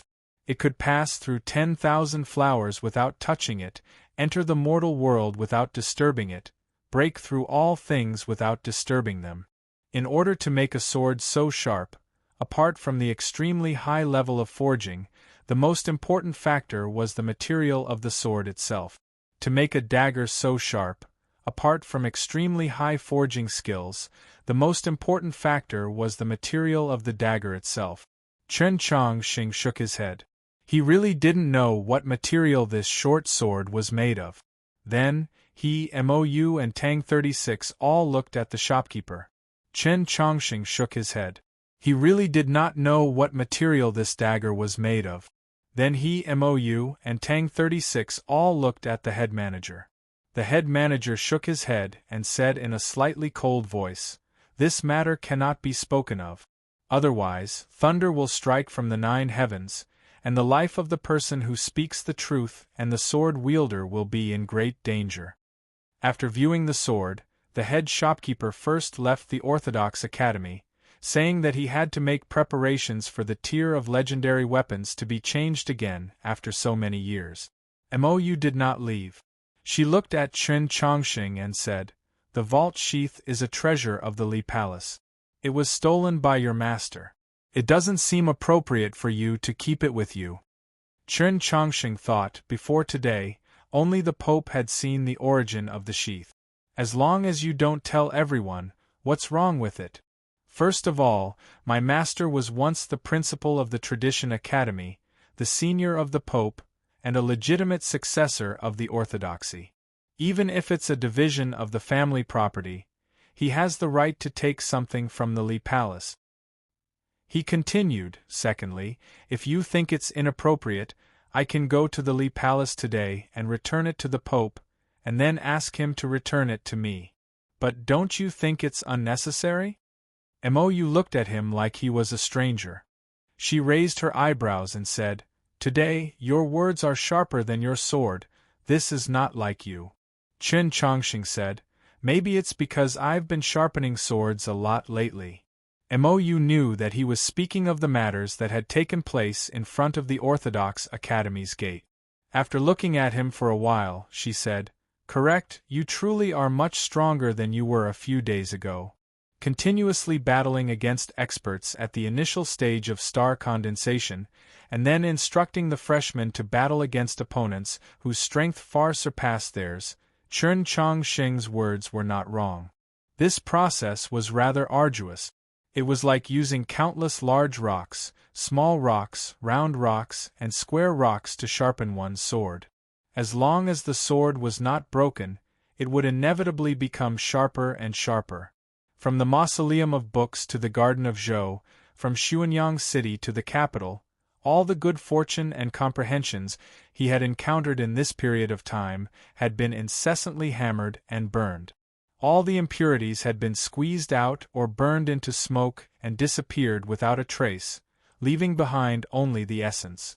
In the end, it had completely become his own strength and cultivation, never to be lost again. The current Chen Chongqing had truly gotten much stronger. If he were to fight with Divine General Shui He and Liang Hongzhuang, he would probably have a chance at victory. But none of this has any meaning. Mou calmly smiled at him. Because she's about to return. Everyone is telling me that she's about to return. Chen Chongqing very seriously said, but in truth, I also believe that this doesn't have any meaning. Mou said, you are the future pope and she will become the holy maiden. If you lose to her, what sort of voices do you think will be heard within the orthodoxy? This matter involved the conflict between the north and south of the orthodoxy that had lasted for 1,000 years. Although Su Yorong had been born in the capital, and the conflict between the two sides had not been as intense as it had been in the past, Chen Chongqing knew that Mou was not exaggerating. After a long period of silence, he asked with complex emotions, "Must we fight?" But all of this was useless. Just now, when he was writing those two meaningless sentences, he had almost written them like this. Chapter 492. Mou looked at him and said carelessly, in the end, it's up to you to decide. In my opinion, it's best if you win her. I don't like her anyway. Chen Chongqing didn't understand and asked, I remember you said you were good friends with her. It's easy for friends to dislike each other. Mou turned around and walked out of the library. When Chen Chongqing and Mou were talking, Tang 36 kept silent until her figure disappeared outside of the library. Then he walked in front of Chen Chongqing and stared at his eyes without saying a word. You look scary like this, Chen Chongqing said. Tang 36 stared at his eyes and said, They say the eyes are the window to the soul. I really want to see how many things you are hiding from us. What am I hiding from you? How come I don't know? When did you become so close with Lady Mo? Chen Chongqing didn't know how to explain. They belonged to different factions, but they had contact in private. But this was a small matter. The key was that he really couldn't tell Mou why he knew her. No matter how powerful Mou was, she was still a beautiful girl. Her reputation was important. He couldn't tell the world that Lady Mou, who was like a goddess in everyone's eyes, would climb into his bed and sleep whenever she had nothing to do. Chen Chongqing, you're good. Tang 36 sighed. The scabbard is the divine weapon of Li Palace. The sword is also going to be a famous weapon on the tier of legendary weapons. Your fiancé is Su Yurong, your female student is Luo Luo, and now you're having an affair with Lady Mo, who all the men in Zhou dynasty like. Chen Chongqing said seriously, You have to make it clear. I haven't even touched her hand. Tang 36's expression clearly didn't believe him, but then he became serious. He looked at him and said seriously, Stay away from her. Chen Chongqing understood his meaning and nodded. Tang 36 said, Remember my words. This woman isn't simple and she's cold. Even if you want to do business, don't choose her. Chen Chongqing thought of Mou who imprisoned him in Tong Palace and nodded again. Then he thought of the Black Dragon deep in Tong Palace. He realized that because he was too busy recently, he didn't go to New North Bridge. I have something to do tonight, he said to Tang 36. Tang 36 looked at him and sneered, See, this is another secret. Chen Chongqing smiled and didn't say anything. Tang 36 walked out of the library side by side with him and suddenly said, I won't blame you for that anymore. Chen Chongqing was confused. He looked at him and asked, "What is it?" "Last year at the inn, I wanted to take your sword, but you didn't let me. I've always been very unhappy about that. Now that I think about it, when we first met, it was reasonable for you to be cautious." The manager of the Pavilion of Divine Ordnance had just confirmed the value of Chen Chongqing's sword. Tang 36 asked himself, if he was in Chen Chongqing's shoes, he would also view this sword as a treasure and not easily look at others. Chen Chongqing was startled for a moment before remembering this old matter. He shook his head and said, "You're too vengeful." Tang 36 sword-like eyebrows twitched. "You know that the demons can see fewer stars than us, right?" This was something recorded in the Book of Tao. Not long ago, Chen Chongqing had just returned from the snowy plains of the demon domain. Of course, he was very clear about it. He nodded. "At night, our sky is filled with stars, but their side is different. Some places are densely packed with stars, and some places are very sparse. Stars that are close to each other can form a picture. I know. Nank's Southern Cross sword was created from the two star rivers in their night sky. The Star River is very wide. What we're going to talk about is the matter in the middle of the Star River." "What matter?" "The demons will combine the different shapes of the stars into constellations. Beings born on different days belong to different constellations and have their own characteristics. And then, if I'm on the side of the demons, according to my date of birth, I should be a Scorpio." Chen Chongqing stopped. He remembered that the scripture of Wei did have records about this, but he didn't understand why Tang 36 suddenly mentioned this matter.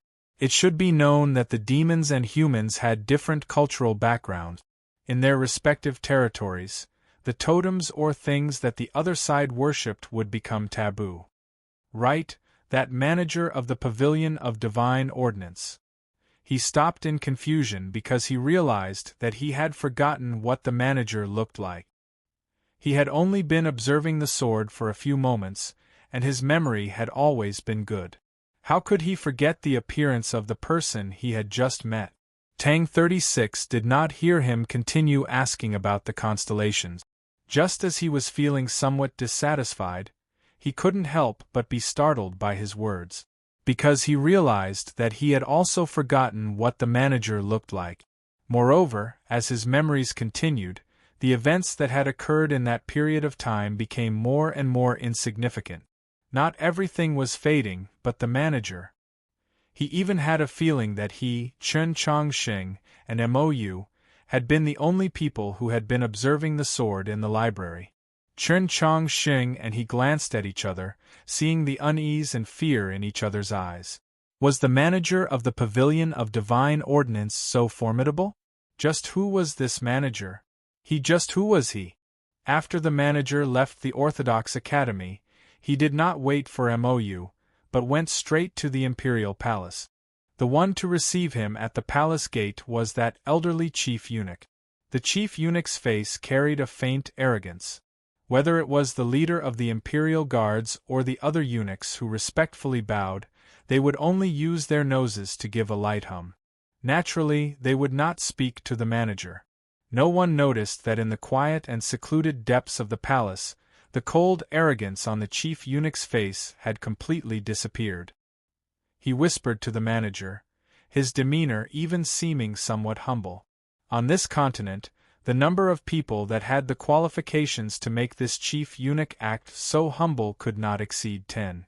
In the secular world, the manager of the Pavilion of Divine Ordnance was naturally an important figure, but he would definitely not be ranked among these 10. So the truth was very simple. This old man was not the manager of the Pavilion of Divine Ordnance, even though he truly did come from the Pavilion of Divine Ordnance. In a remote palace hall, the Divine Empress met with this old man. Even she displayed great respect for this old man, inviting him to sit first before sitting down herself. The identity of this old man was already on the verge of being revealed. This conversation very quickly concluded, because the Divine Empress and this old man from the Pavilion of Divine Ordnance had only exchanged 3 sentences. 2 of these sentences had been said by this old man. His surname is Chen. I can't tell how old he is. After hearing these 2 sentences, the Divine Empress fell silent for a very long time. Then she turned to the old man and calmly said, "You've worked hard. Mount Langya's scenery is not bad. In the future, if there's a chance, I will go as a guest." The old man nodded, rose, and left the imperial palace. At this time, the hot tea on the table had just been served, still steaming. The Divine Empress gazed at the white steam rising from the teacup, lost in thought. Mount Langya was a famed mountain by the western sea. It had a circumference of several hundred li, and its scenery was serene and beautiful.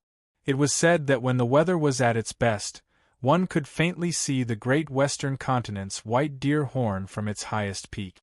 This famed mountain had once belonged to the south, and had also been occupied by the great western continent.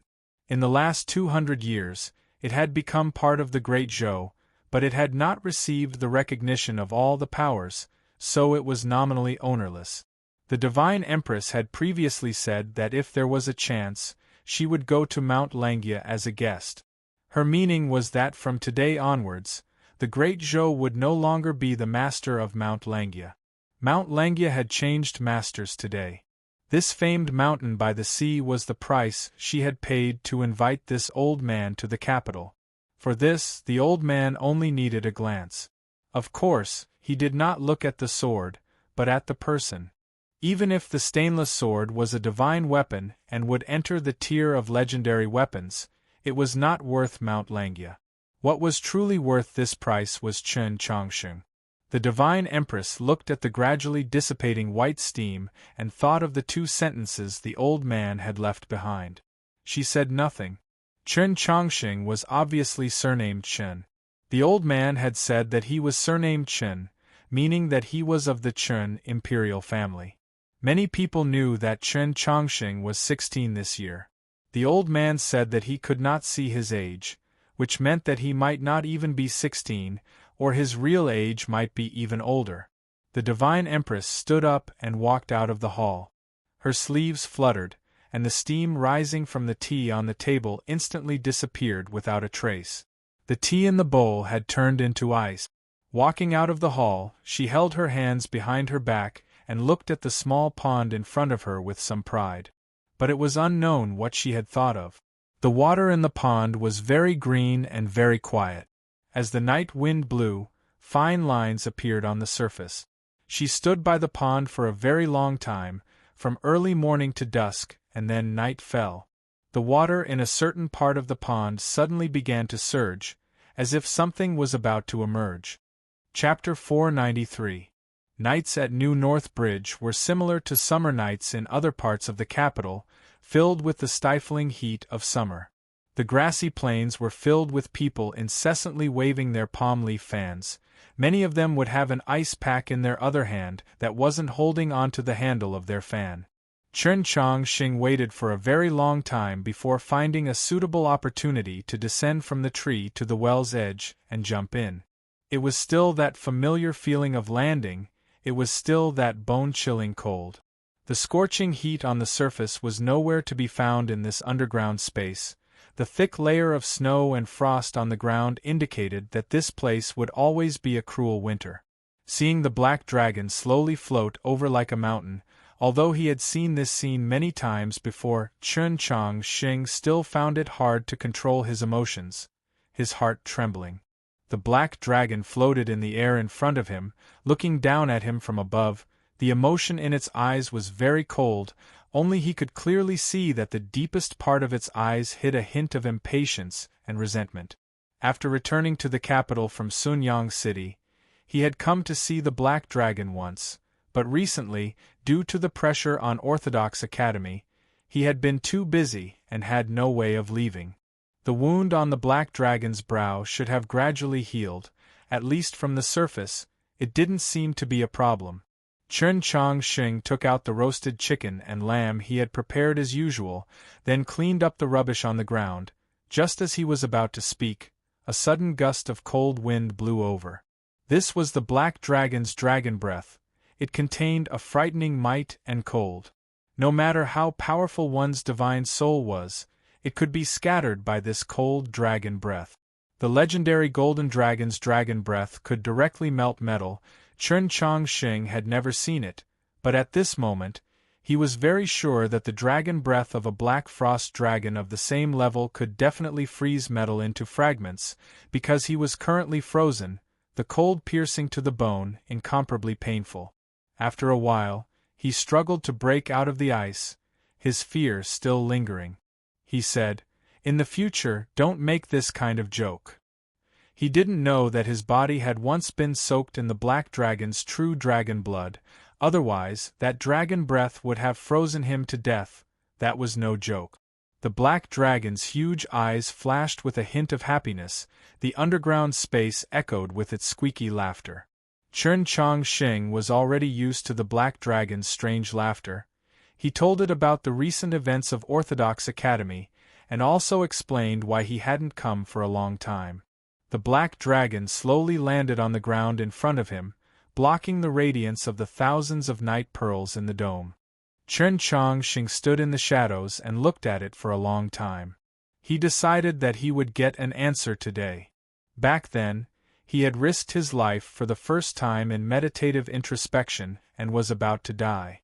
In the end, when he finally woke up, he was lying on the bed of the Orthodox Academy.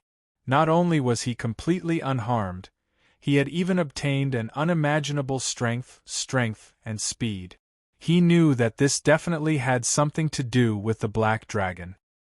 He had asked the Black Dragon several times, but the Black Dragon had never directly answered his question.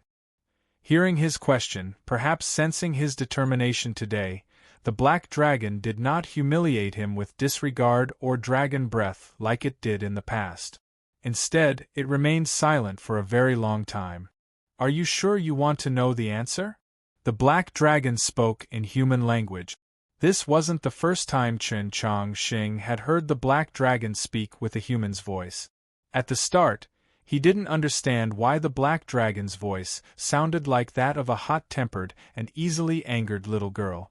Later on, he realized that although the Black Dragon had been imprisoned underground by Wang Ji-su for several hundred years, in comparison to the long lifespan of the dragon race, it was still in its puberty phase.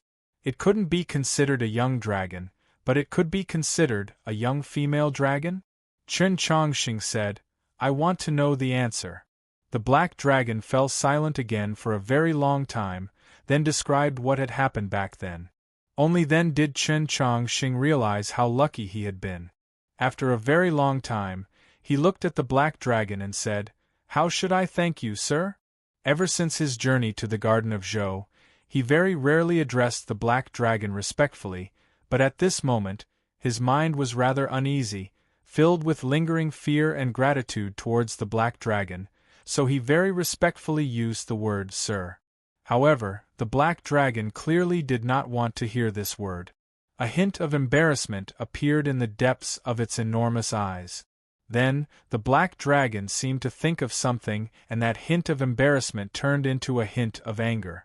If Chen Chongqing had been a little more sensitive in certain aspects, perhaps he would have seen a hint of embarrassment. All the meaning in the depths of the Black Dragon's eyes ultimately transformed into a fiendish intent. "You've obtained my first blood and you're asking me how to thank you."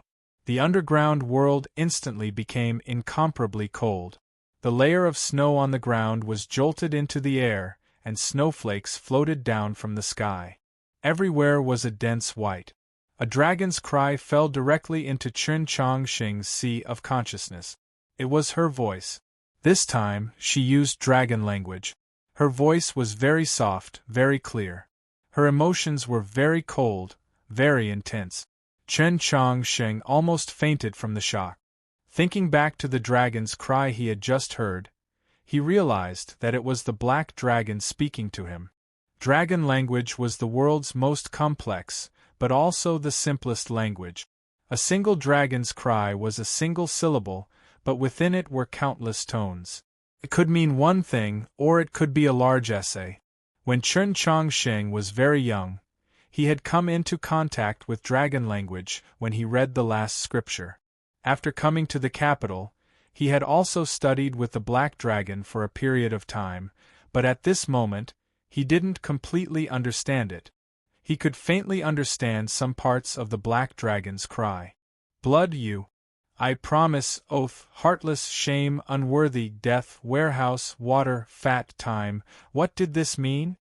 He was somewhat at a loss, especially the word heartless that resounded in his mind. It made him wonder if he had really heard it, if he had really learned dragon language. Just what do you want me to do? He brushed off the snow on his body, walked up to the black dragon, and raised his head. The black dragon looked down at him, its emotionless eyes gradually revealing a tinge of sadness and grievance. Perhaps because it didn't want Chen Chongqing to see it, or perhaps because it was truly rather tired, it closed its eyes. The wind and snow in the underground space also ceased. Chen Chongqing looked at it and said, "Thank you." He spoke very sincerely, but the black dragon did not open its eyes. Just as he had said in the Garden of Zhou and in the Snowy Mountains, it felt that when he had said those two words, he had not meant them. In truth, Chen Chongqing had seen the sadness and grievance in the dragon's eyes before it closed. He did not associate it with himself. Instead, he thought that in the eyes of humans and demi-humans, the black dragon would probably be a little girl about the same age as Luoluo. A little girl had been deceived by a human expert and imprisoned underground for several hundred years. Of course she had the right to feel wronged, to have a sad expression. Chen Chongqing thought he understood why the black dragon had been so angry. Yes, the black dragon had saved his life, and it could even be said that it had given him a better life, and it had been imprisoned underground all this time. He had once promised it that if it was possible, he would think of a way to rescue it, but what had he done in the past 6 months? Had he ever thought about this matter? He had just asked how he could thank it. He lowered his head and walked past the black dragon's side, into the darkness, and then gradually vanished. Chen Chongqing's heart was currently filled with guilt. The black dragon did not open its eyes, but it knew what he was doing, but it did not know what he was thinking. It was quiet, with only the fading sound of footsteps. The area around the black dragon's closed eyes trembled, ice and snow rustling down. It seemed to want to open its eyes, but it ultimately did not. She somewhat woodenly thought, humans really are all shameless and useless. When they encounter a problem they cannot resolve, a kindness they cannot bear, they will think of hiding, or even more disgustingly, turning against each other. In the end, you are still a human. Then, if you want to leave, then leave. I don't have a good appetite today, I don't want to eat people. But if the next time you come, you are still only willing to say thank you, but not willing to bring the food from the Orthodox Academy's dining hall for me to taste, I will definitely swallow you whole. Yes, when Chen Chongqing was recounting the recent events of the Orthodox Academy, he did not forget to mention that Tang 36 had turned Clear Lake Restaurant into the Orthodox Academy's dining hall. When she heard the words Blue Lobster, she remembered that when she was very young, she would follow her father to the journey to the west to play. On the journey under the sea, when she was bored, she would randomly pick up a few blue lobsters and chew them in her mouth as snack.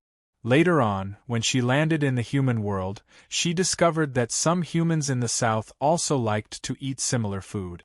It seemed to be called beetle nuts. The black dragon suddenly came to her senses, thinking, have I been locked up for too long? How can I be so easily distracted? Just a moment ago, I was preparing to curse the heartless man, and now I'm thinking about snacks? Then she heard a knocking sound from very far behind her, so she slowly opened her eyes. She was a black frost dragon. The coldness in her eyes could make the entire world feel fear, but for some reason, there was now a tinge of warmth. The knocking sound came from very far away. This was because the black dragon's body was massive, her body like a mountain. At this moment, Chen Chongqing was in front of that incomparably massive stone wall, attempting to undo the chains binding the black dragon. Miraculously, these two chains were not very thick, at least when compared to the black dragon's body. Yet the black dragon had no ability to struggle free. Chun Chong Shing had tried before, so he knew that even the stainless sword appraised by the Pavilion of Heavenly Secrets to be incomparably sharp had not been able to sever these chains. This was because the edge of the stainless sword was simply incapable of truly touching the chains. The outer edge of the chains was wrapped in a layer of qi that could not be seen or touched, yet truly existed. At this moment, the knocking sound came from the wall. He was currently beating away the thick layer of ice where the chains were inserted into the wall. A chain and array that could imprison a black frost dragon was naturally not something the current him could break. However, it was said that the road of 10,000 li began with one's feet, so he had to take the first step. The first step was research. The more he researched, the more shocked he felt. Chapter 494. Chun Chongqing felt shaken to the core because he realized that he actually had no understanding of the chains or the array in the wall. He was well versed in the Taoist canon, and after coming to the capital, he had come into contact with quite a few senior experts. His knowledge had broadened. In the garden of Zhou, he had chatted with Lady Chujian, and in the wilderness, he had conversed with Su Li. Those two geniuses had taught him many things, yet he still had no way of seeing through this array, not even the slightest clue. He could only sense the unimaginably grand qi and terrifying killing intent concealed within. As he knocked off the layer of ice and focused his attention on the connection between the chains and the stone wall, the two deceased divine generals carved into the incomparably massive stone wall also seemed to be looking at him. After some time, Chun Chongqing raised his head and gazed up at the stone wall. Seeing those two legendary divine generals, his heart was shaken. The experts of that time had truly been too powerful.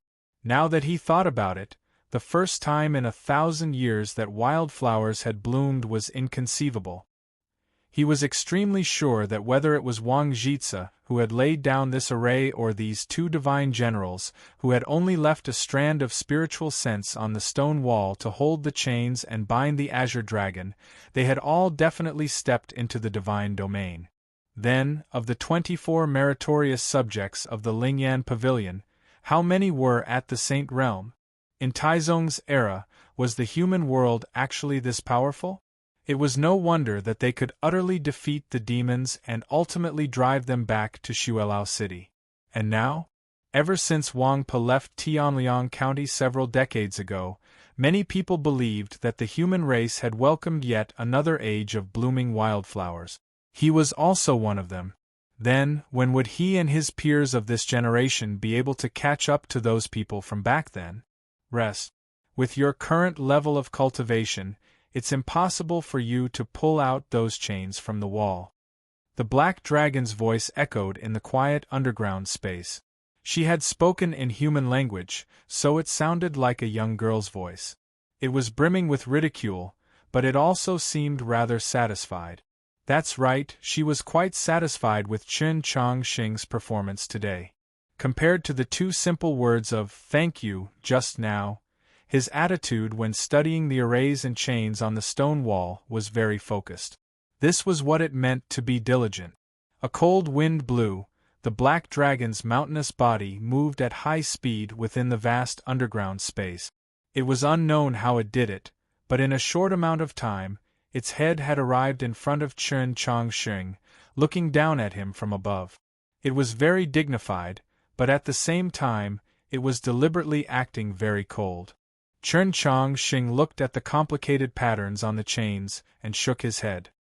He raised his head to look at the black dragon and said, "Perhaps you need to give me more time." The black dragon said, "I told you just now that time is not important to me. What matters is the result." Chun Chongqing thought to himself, "When did you say that?" But after thinking about it, he understood that the black dragon was referring to that dragon's roar. The problem was, he couldn't understand the meaning behind that dragon's roar. He looked up at the black dragon and asked, "What did you say to me just now? What do you want from me?" The black dragon replied, "When you understand those words, you will naturally have an answer." Chen Chong-shing did not understand why the words of these powerful beings of the divine domain were always so cryptic and hard to understand. The Pope was like this, Zhu Luo was like this, and now that he thought about it, only Su Li seemed more like a normal person, even though he himself was clearly not normal. He could see that the Black Dragon had already made up its mind. No matter how he asked, it would not speak. Just like in the past, it had never been willing to tell him what had happened on the night of the first illumination. Only today, for some reason, did it suddenly want to speak, so it spoke. Then regarding that dragon's roar, perhaps in the future, when it wanted to speak, it would naturally speak. It was just that he was still somewhat curious. Only now did Chen Chong-shing realize just how important it was to have a good grasp of a language. In the eyes of outsiders and in the records of the court, this was a palace that had already been abandoned. However, only the eunuchs and maids at the divine empress's side knew that the empress would occasionally come to this palace to sit and stroll around, but no one understood why. Especially after a certain day last summer, the empress had come here even more often, but the number of people who could remain in this palace grew fewer and fewer. Today, she was the only person in this palace. The divine empress stood by the water bank outside the palace, gazing at the small pond before her for a very long time. From morning to dusk and then to night, she ruled over this vast country, the nominal master of the entire human world. Every day, she had to deal with countless matters of state, so time was incomparably precious. Yet she had spent an entire day looking at this small pond. At the very beginning, it was because after she finished speaking with that old man, her mind felt slightly uneasy. To her, this was an extremely rare occurrence, so she wanted to calm down by the uninhabited water bank. Afterwards, it was because she recalled the many things that had happened by this small pond, the youth she had encountered. Afterwards, it was because she had discovered that the youth really had come. At that moment, she raised her head and glanced at the vast sky of stars that had just appeared in the night sky. The corners of her lips perked up, carrying a hint of ridicule as she thought, this thing called fate is truly interesting. She had once changed her own fate. She was the person in the world least afraid of facing fate, so she did not leave, but waited for fate to arrive. In the darkness, the dark green water of the pond suddenly began to move, especially the water in the very center. It was constantly roiling as if it was boiling. She calmly gazed at that place, allowing the night wind to caress her face. In the era of Taizong, she was already a world-renowned beauty, not even Zhou Yuan able to steal away her brilliance.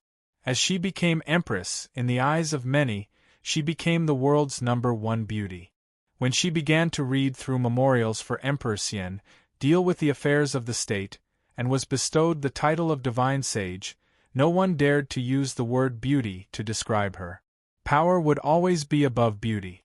But this did not change the fact that she truly was very beautiful. No traces of age could be seen on her face. The so-called serenity, steadiness, and maturity were simply a matter of temperament. There was nothing to nitpick about her appearance. She was extremely beautiful, but perhaps because she had ruled over this world for too long, there was a faint divine might and an extremely faint fiendish intent on her face. At this moment, the night wind lightly caressed her face. The beauty and majesty were all washed away, making her appear extremely ordinary. The fiendish intent was still there, but it had mostly disappeared into the depths of her eyebrows.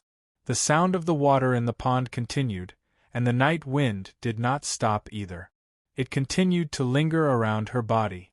The holy robe that represented her identity and status had become an ordinary cloth dress. As the night wind caressed her, she had become an ordinary woman. Only that ebony hairpin was still in her hair. The waves surged, and Chen Chong-shing emerged from the water.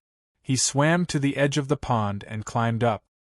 He walked into the thicket and prepared to take out a spare set of clean clothes to change his wet clothes.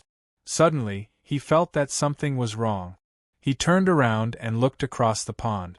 He saw her. Chapter 495. Under the night sky, the palace was very quiet, the pond and the garden were also very quiet, even though it was a summer night. There weren't only two people by the pond, there was also the black goat, it was in the nearby thicket. Chen Chongqing first saw the middle-aged woman, then he saw the black goat. If it was anyone else, they would definitely jump in fright, but he didn't, because he was already used to seeing the black goat by the pond every time he came out from under New North Bridge. As for the middle-aged woman, he wasn't unfamiliar with her. When he first came out from the pond, he saw her. Deep in the Forbidden Palace, if he alarmed the people of the palace, there would be great trouble, so he couldn't speak. He clasped his hands and bowed to the middle-aged woman across the pond. His actions were very polite. His movements were also very standard, but he was currently soaked. If he still bowed in such a respectful manner, it would inevitably be somewhat comical. The black goat looked at him through the leaves, slightly tilting its head, as if it was making fun of him. He couldn't care less. He gestured to the middle-aged woman, saying that he wanted to change into a set of dry clothes. Please turn around and wait a moment. Then he mouthed to the black goat, close your eyes. He had always thought that the middle-aged woman was deaf and mute, so she could naturally understand the sign language he learned from Senior Yu Ren. In reality, she really did know sign language. But she didn't turn around, because there was nothing in this world that could make her turn around and avoid it. The black goat also didn't close its eyes, on the contrary, it opened them a little wider, making them look very bright in the night. Chen Chongqing didn't know what to do. His entire body was soaked, constantly dripping water, looking very pitiful. The middle-aged woman seemed to be somewhat displeased with his reaction, waving her sleeve. The night wind blew from the other side of the pond and lingered around him. The summer night wind wasn't dry, but rather hot. After a moment, his clothes were dry from the inside out, becoming incomparably dry. Chen Chongqing was very surprised. Then he saw the middle-aged woman walk out of the garden with her hands behind her back. The black goat glanced at him, turned around, walked out of the thicket, and followed the middle-aged woman. In the past, when returning from the Imperial Palace to the Orthodox Academy, it was always the black goat leading the way, even after he obtained the key. Habit was always incomparably strong. Thus, he followed the black goat, followed the middle-aged woman into the darkness of the Imperial Palace, then passed through that secluded secret door, arriving at the 100-herb garden. Currently, Luo Luo lived in the Li Palace for a month, lived in the Imperial Palace for a month, and lived in the Imperial Palace for a month. Other than coming to steal herbs with Tang 36, Chen Chongqing hadn't been here for a long. However, the 100-herb garden had not changed much from before. The corridors were still very winding, and the trees and flowers grew very well. They covered half of the path, and the table in the forest was still in its original place. There was still a teapot and 2 teacups on the stone table, but the tea they were drinking today was white tea. The tea was very clear, but the taste was very fragrant. There were many things he couldn't understand. For example, there was no one in the 100-herb garden, so why was there a teapot and tea bowls on the stone table? Why was the tea in the teapot freshly brewed and the temperature was just right, neither hot nor cold? For example, according to MOU, this black goat was raised in the Imperial Palace, so why was it so close to this middle-aged woman? For example, why did this woman just wave her sleeve and the wind blew her hair and clothes dry? For example, this middle-aged woman. Who was she? This middle-aged woman's power level was unfathomable, at least he couldn't see it. She had a high position in the Imperial Palace, moved freely, knew many secrets of the Imperial Palace, and had a special feeling towards the 100-herb garden. Chen Chongqing already knew that this middle-aged woman wasn't simple. He had guessed her identity many times. From the fact that she was once a favored concubine in the imperial harem to the Taoist nun who meditated with the divine queen in the 100-herb garden, he always felt that these guesses were wrong.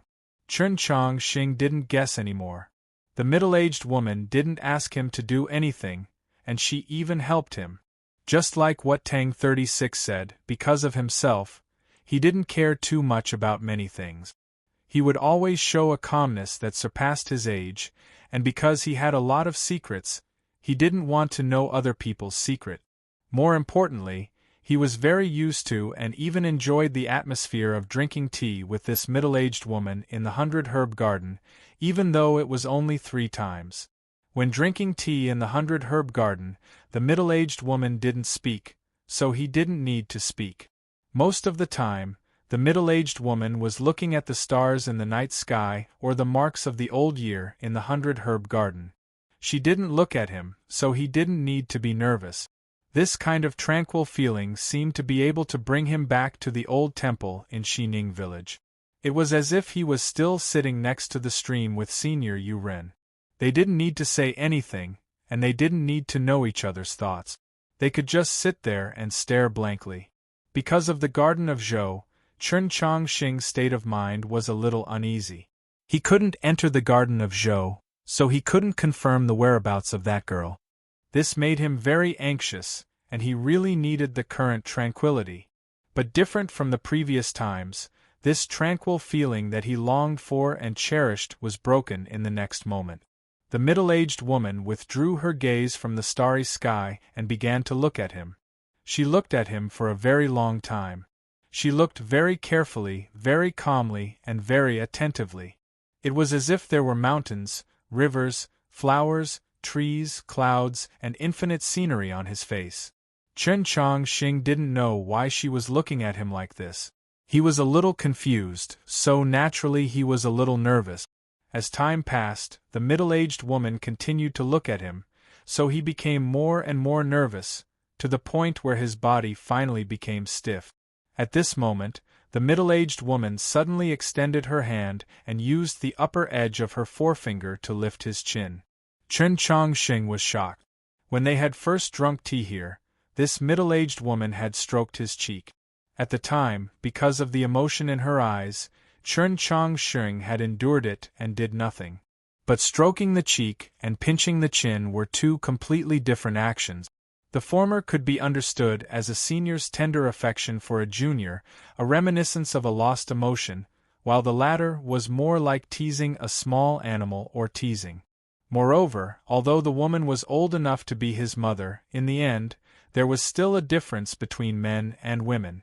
This action was truly unacceptable to him. He wanted to turn his head and avoid it, but he discovered that an incomprehensible qi was coming from the woman's finger, directly immobilizing his body. She lifted his chin and carefully examined his face. Of course, she was not teasing a young boy, nor was she teasing a small animal, because her eyes did not contain any tender affection or reminiscence. There was no emotion at all. She looked at Chen Chongqing's face as if she was looking at a painting. She wanted to see what kind of secret was hidden behind the painting. Chen Chongqing really didn't like her current gaze, because it was too indifferent. However, he couldn't move at all. His nose slightly moved up and down, and the breath he exhaled became much heavier. If it was Luo or Tang 36, seeing this scene, they would know that he was really angry. But she didn't know, and even if she knew, it wouldn't affect her decision.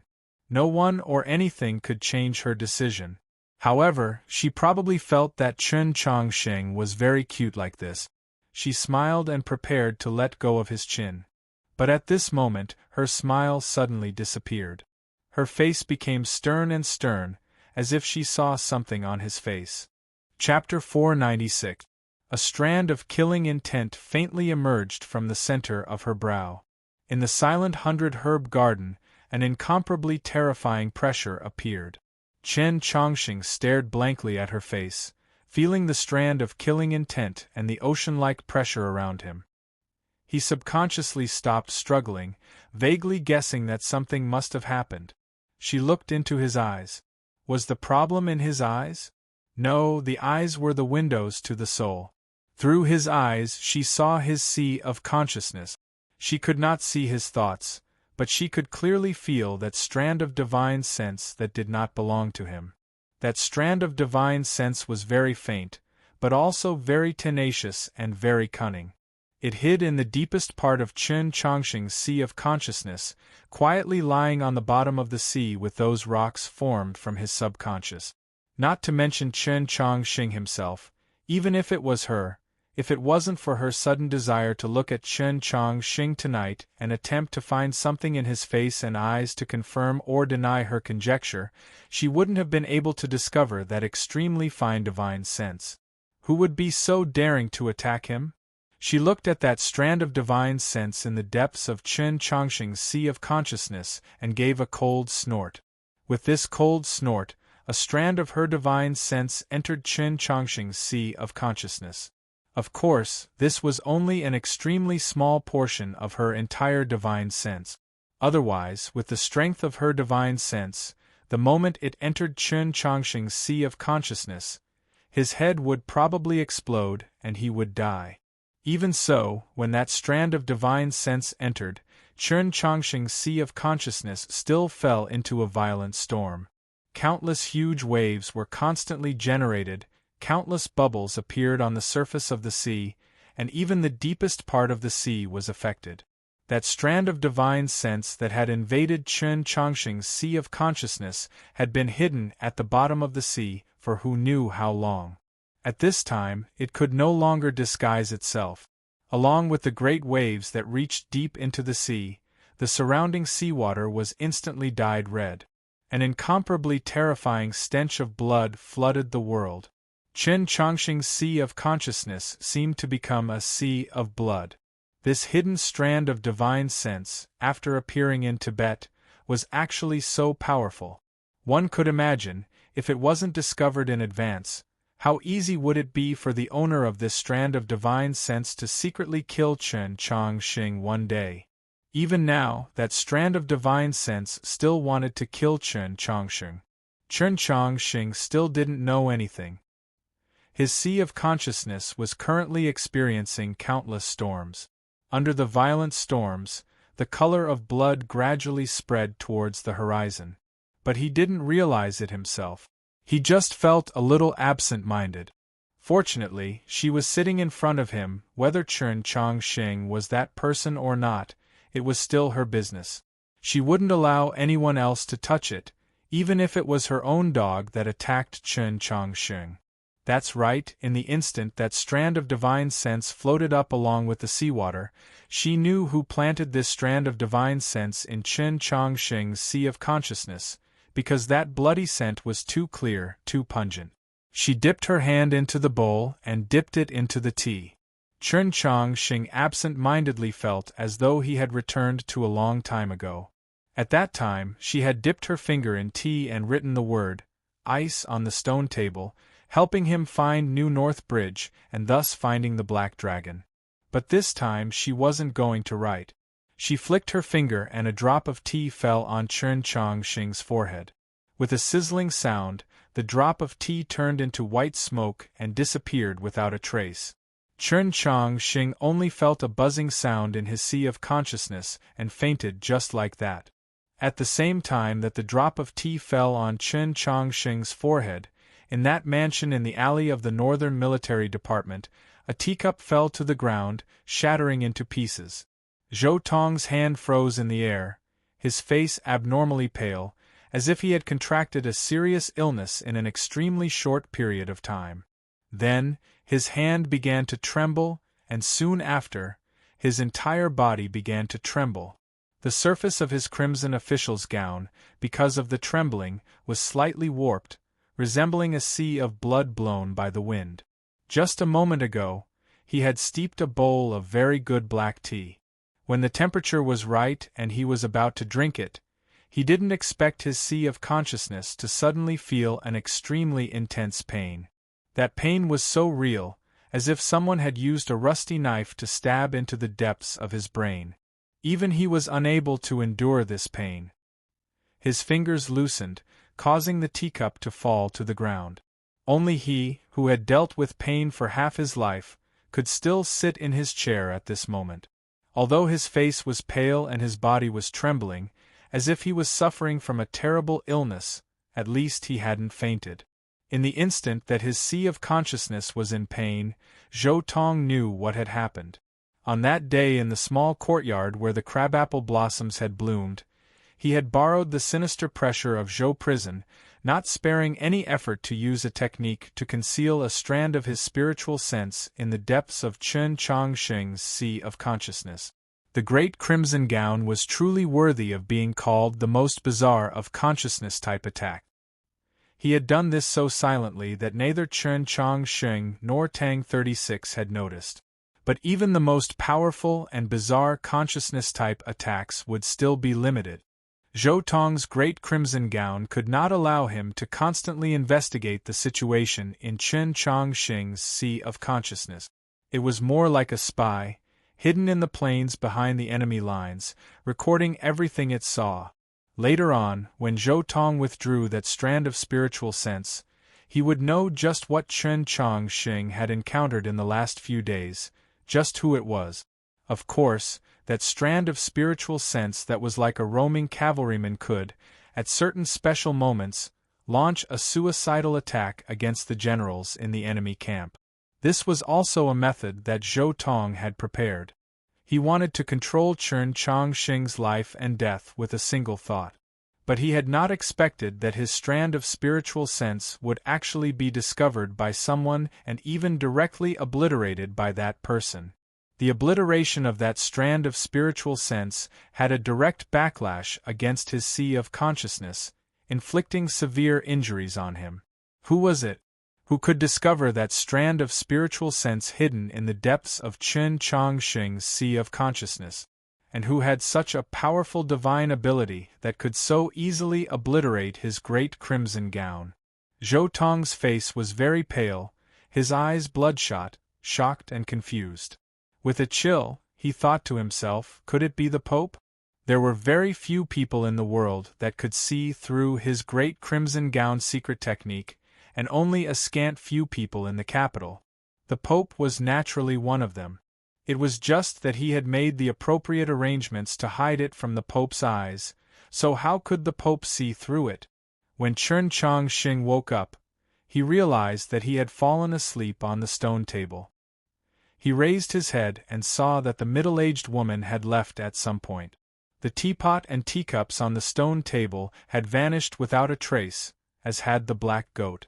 The night forest of the 100-herb garden was still so serene and beautiful, the cheerful cries of insects echoing everywhere. This place was so quiet and beautiful that it seemed like a dream. He really did feel like he had just been dreaming. He had not met the middle-aged woman by the pond, nor had he followed her to the 100-herb garden, nor had he sat across from her to drink tea. He subconsciously extended his hand to touch the space between his eyebrows and realized that his hand was somewhat damp and cool. He drew back his finger and glanced at it, but he could not confirm that it was that drop of tea. But that damp and cool feeling was especially good, seeping into his heart from the space between his eyebrows, making him feel incomparably refreshed. For some reason, he felt much more relaxed, much more clear-headed, as if his body had been carefully washed from the inside out, leaving not a single filth behind. After returning to the Orthodox Academy from the 100-herb garden, Chen Chongsheng thought of his previous encounter and felt somewhat uneasy. He began to meditate under the great banyan tree and began to examine himself, but he did not discover anything strange. Whether it was his ethereal palace, his sea of consciousness, or his meridians, they were all the same as before. Those severed meridians were still blocked. His true essence had not been damaged. His spiritual sense had not grown stronger, only there seemed to be a different chi. If his previous spiritual sense could be said to be as tranquil as water and as heavy as a mountain, then it was as if it had been washed by the spring rain. The surface of the water was much livelier and the mountains much wetter. Was it the change brought about by that drop of tea?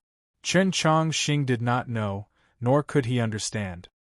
He sat in a daze under the tree by the lake for a very long time, before getting up and leaving. Returning to the small building, he went to Zheshio's room as usual. Inserting a golden needle into the neck, gently transferring true essence, aiding in the dispersion of the medicinal effects, There were only a few methods of treatment. After so many days of treatment, with Chen Chongqing's medical expertise, as well as the spiritual medicines that he had obtained from the Li Palace and stolen from the 100 Herb Garden, Zheshio's body had already greatly improved. A few days ago, he was able to walk a few steps while supported. But he still continued to lie in bed for long periods of time, unless absolutely necessary. He would not even turn over. Xian Yuanpe had once expressed his confusion about this, but only Chen Chongqing knew the reason. The dark times of Zhou prison had left far too many wounds on Zheshio's body.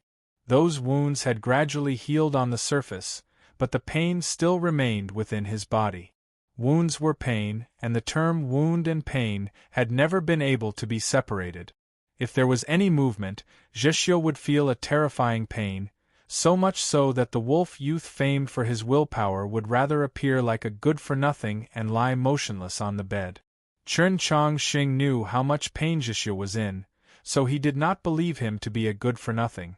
On the contrary, every time he saw Zheshio's expressionless face, he would sigh in admiration at Zheshio's ability to endure until now, not crying or screaming.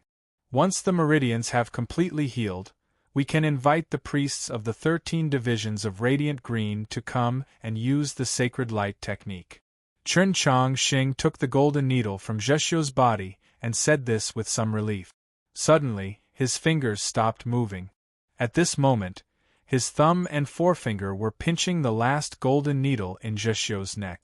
He was keenly aware that below the golden needle was an important meridian shared by both humans and demi-humans. It stretched from 3 li of the ethereal palace all the way to the lower edge of the sea of consciousness. After Zheshio had been imprisoned in Zhou prison, the first thing Zhou Tong had done was to use a secret technique to directly sever that meridian and cripple his cultivation. That meridian was far too important and far too sensitive. Let alone actually touching it, just lightly brushing it with one's spiritual sense would make one feel uncomfortable. If one were to really touch it, that kind of pain, Chen Chongqing could only imagine. Of all the people he knew, only Zheshio had ever endured such pain, so every time he placed a needle there, he would be especially careful and conservative. He was keenly aware that the recovery of that meridian could not rely on any external force, only time. As a result, he had never given Zheshio any time for his complete recovery, even mentally preparing himself for 3 years or even longer. Yet, just when he was prepared to remove the golden needle, he suddenly felt a faint ripple coming from below the needle. Chapter 497. Although that ripple was very weak, it was very clear. It was definitely the ripple of true essence. What did this mean? This meant that Zheshio's meridian had already been reconnected. Although it could not be said to be completely repaired, it could at least allow true essence to slowly flow through it. And as long as true essence began to flow, the meridian would automatically repair itself at a much faster rate. What was 3 years? Perhaps it wouldn't even need 30 days for that meridian to be as good as new. What's going on here? Chen Chongqing thought in shock as he looked at Zheshio. Their eyes met. He knew that Zheshio had already sensed the recovery of his meridian. It had nothing to do with treatment or medicine. It had taken countless times less time than he had estimated, so it could only be said that Zheshio had done it himself. The question was, how had he done it? Pain. Zheshio looked into his eyes and said, "It can stimulate one's life force. The greater the pain, the more life force can be stimulated. As long as you can clearly endure that pain." Chen Chongqing was very shocked. For a long time, he could not speak. Deep in the night, the lights of the Orthodox Academy gradually extinguished, and the starlight in the garden grew even brighter. Chen Chongqing stood in front of the window, silently gazing at the silver surface of the lake. Normally, he would have fallen asleep long ago, but today he did not. The ruthless will Zheshio had displayed made him vaguely understand something. He sat cross-legged in front of the window, began to meditate, and then entered the sheath. Unlike in the past, this time, He did not separate a strand of his spiritual sense into the sheath. Instead, he sent all his spiritual sense into the sheath. He knew that this was a very dangerous matter and that he would have to endure a great deal of pain. Moreover, if his spiritual sense was shattered by the phantom of the black monolith, he would very likely be heavily injured. But he did not want to wait any longer. He had to enter the garden of Zhou and take a look. The sheath was called the vault sheath. The countless sharp sword intents within combined to form a dangerous sea. In the past, when his spiritual sense passed through this sea of swords, it would cause a violent storm and a perilous wave, not to mention that he had sent all his spiritual sense in today. The sea of sword intents responded and instantly began to roar in rage. It was very painful, really very painful. His divine sense kept breaking through the mountain-like waves or sinking into the ice-cold bottom of the sea. After an unknown amount of time, he finally succeeded in reaching the other side of the sea of swords and saw the shadow of the black stone tablet. This seemed simple, but in fact it was extremely dangerous. If it weren't for the fact that his spiritual sense had just been cleansed by that drop of tea, making it more agile and full of vitality than before, perhaps he would have been directly swallowed by this vast ocean long ago. Even so, there were several times along the way when he almost gave up because of the pain. It was just that when he was prepared to give up, he thought of Zhixiu, thought of how he had held up the umbrella of 10,000 swords at the summit of the mausoleum of Zhou to support his fall from the sky. He clenched his teeth and endured. Tonight, it was all of his divine senses that had reached the other side of the sea of swords. Thus, it could be understood that he had arrived at the other side of the sea of swords and was standing before the black stone tablet. When his gaze fell on the shadow of the black stone tablet, his divine sense also followed suit. Last time, his divine sense could already penetrate deep into the shadow of the black stone tablet, but it could not penetrate it, so he could only vaguely see some scenes behind it. This time was the same. He saw the somewhat dusky cliffs of Sunset Valley, saw the ruins of the mountainside Whispering Wood, saw the small lakes that seemed to have dried up like scars, and also saw that grassland. The grassland seemed lifeless.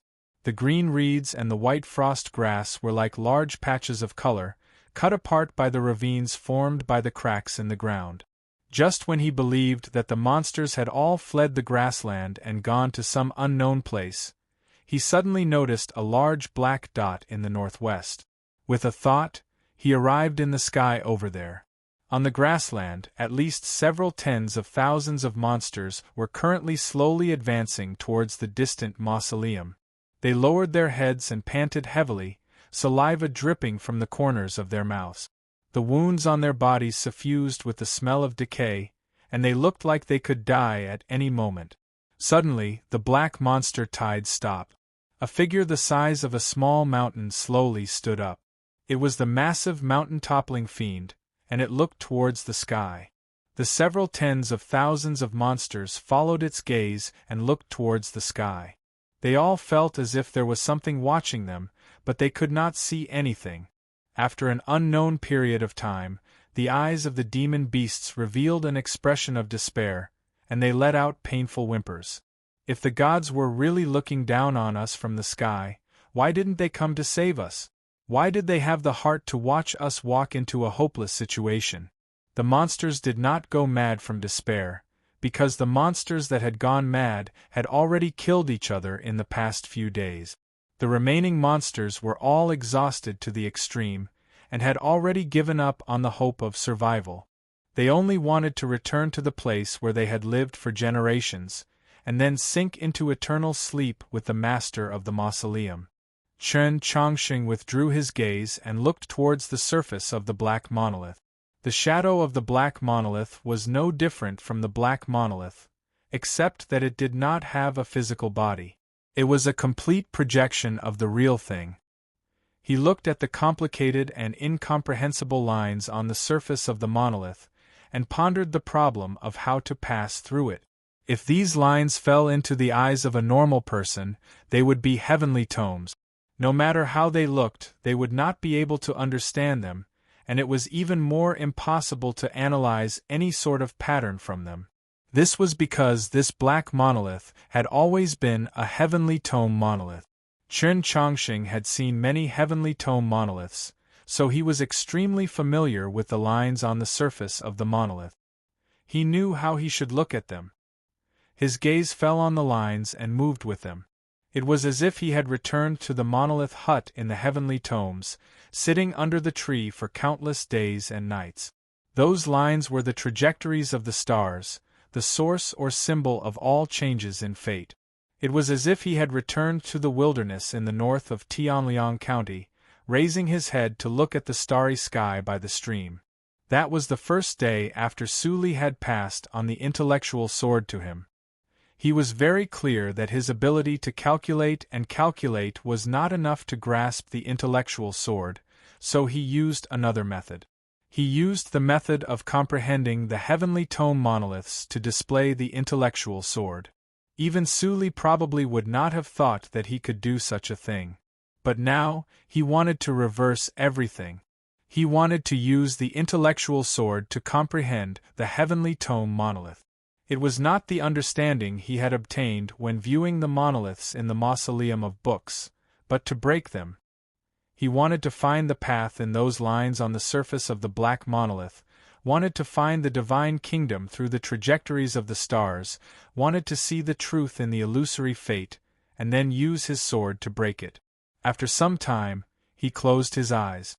After some more time, he opened his eyes and thrust his sword at the surface of the black monolith. His spiritual sense was currently in the sheath, his body outside the sheath. His sword was in the sheath, but it was not in the sheath. But when he attacked, the stainless sword responded to his thoughts and appeared in his hand. The stainless sword pierced through the air and landed on the black monolith. It had clearly stabbed at the intersection of several lines, but for some reason, when the tip of the sword touched the monolith, it struck an empty space. There was a light pop, like a bubble on a pond being popped by a naughty frog. With a boom, the sea of sword intent behind him stirred up a massive wave that soared to the heavens. The surface of the black monolith in front of him rapidly faded, then transformed into a pure white. That was the light. It was also the sky. He drew back his gaze from the sky and lowered his head to look at the grassland around him. He saw the 3 distant mountain ranges, saw the desolate grass in the wilderness. A cold wind whistled by, ruffling his clothes. This was the Garden of Zhou. He stood at the place closest to the sky in the Garden of Zhou, and also furthest from the ground. He stood at the peak of the mausoleum of Zhou. The early mornings in the Orthodox Academy were no longer as peaceful as they used to be. It was a little better in the separate garden. Zheshio was resting on his bed, and although Tang 36 was much more diligent than before, he still could not wake up at 5 o'clock.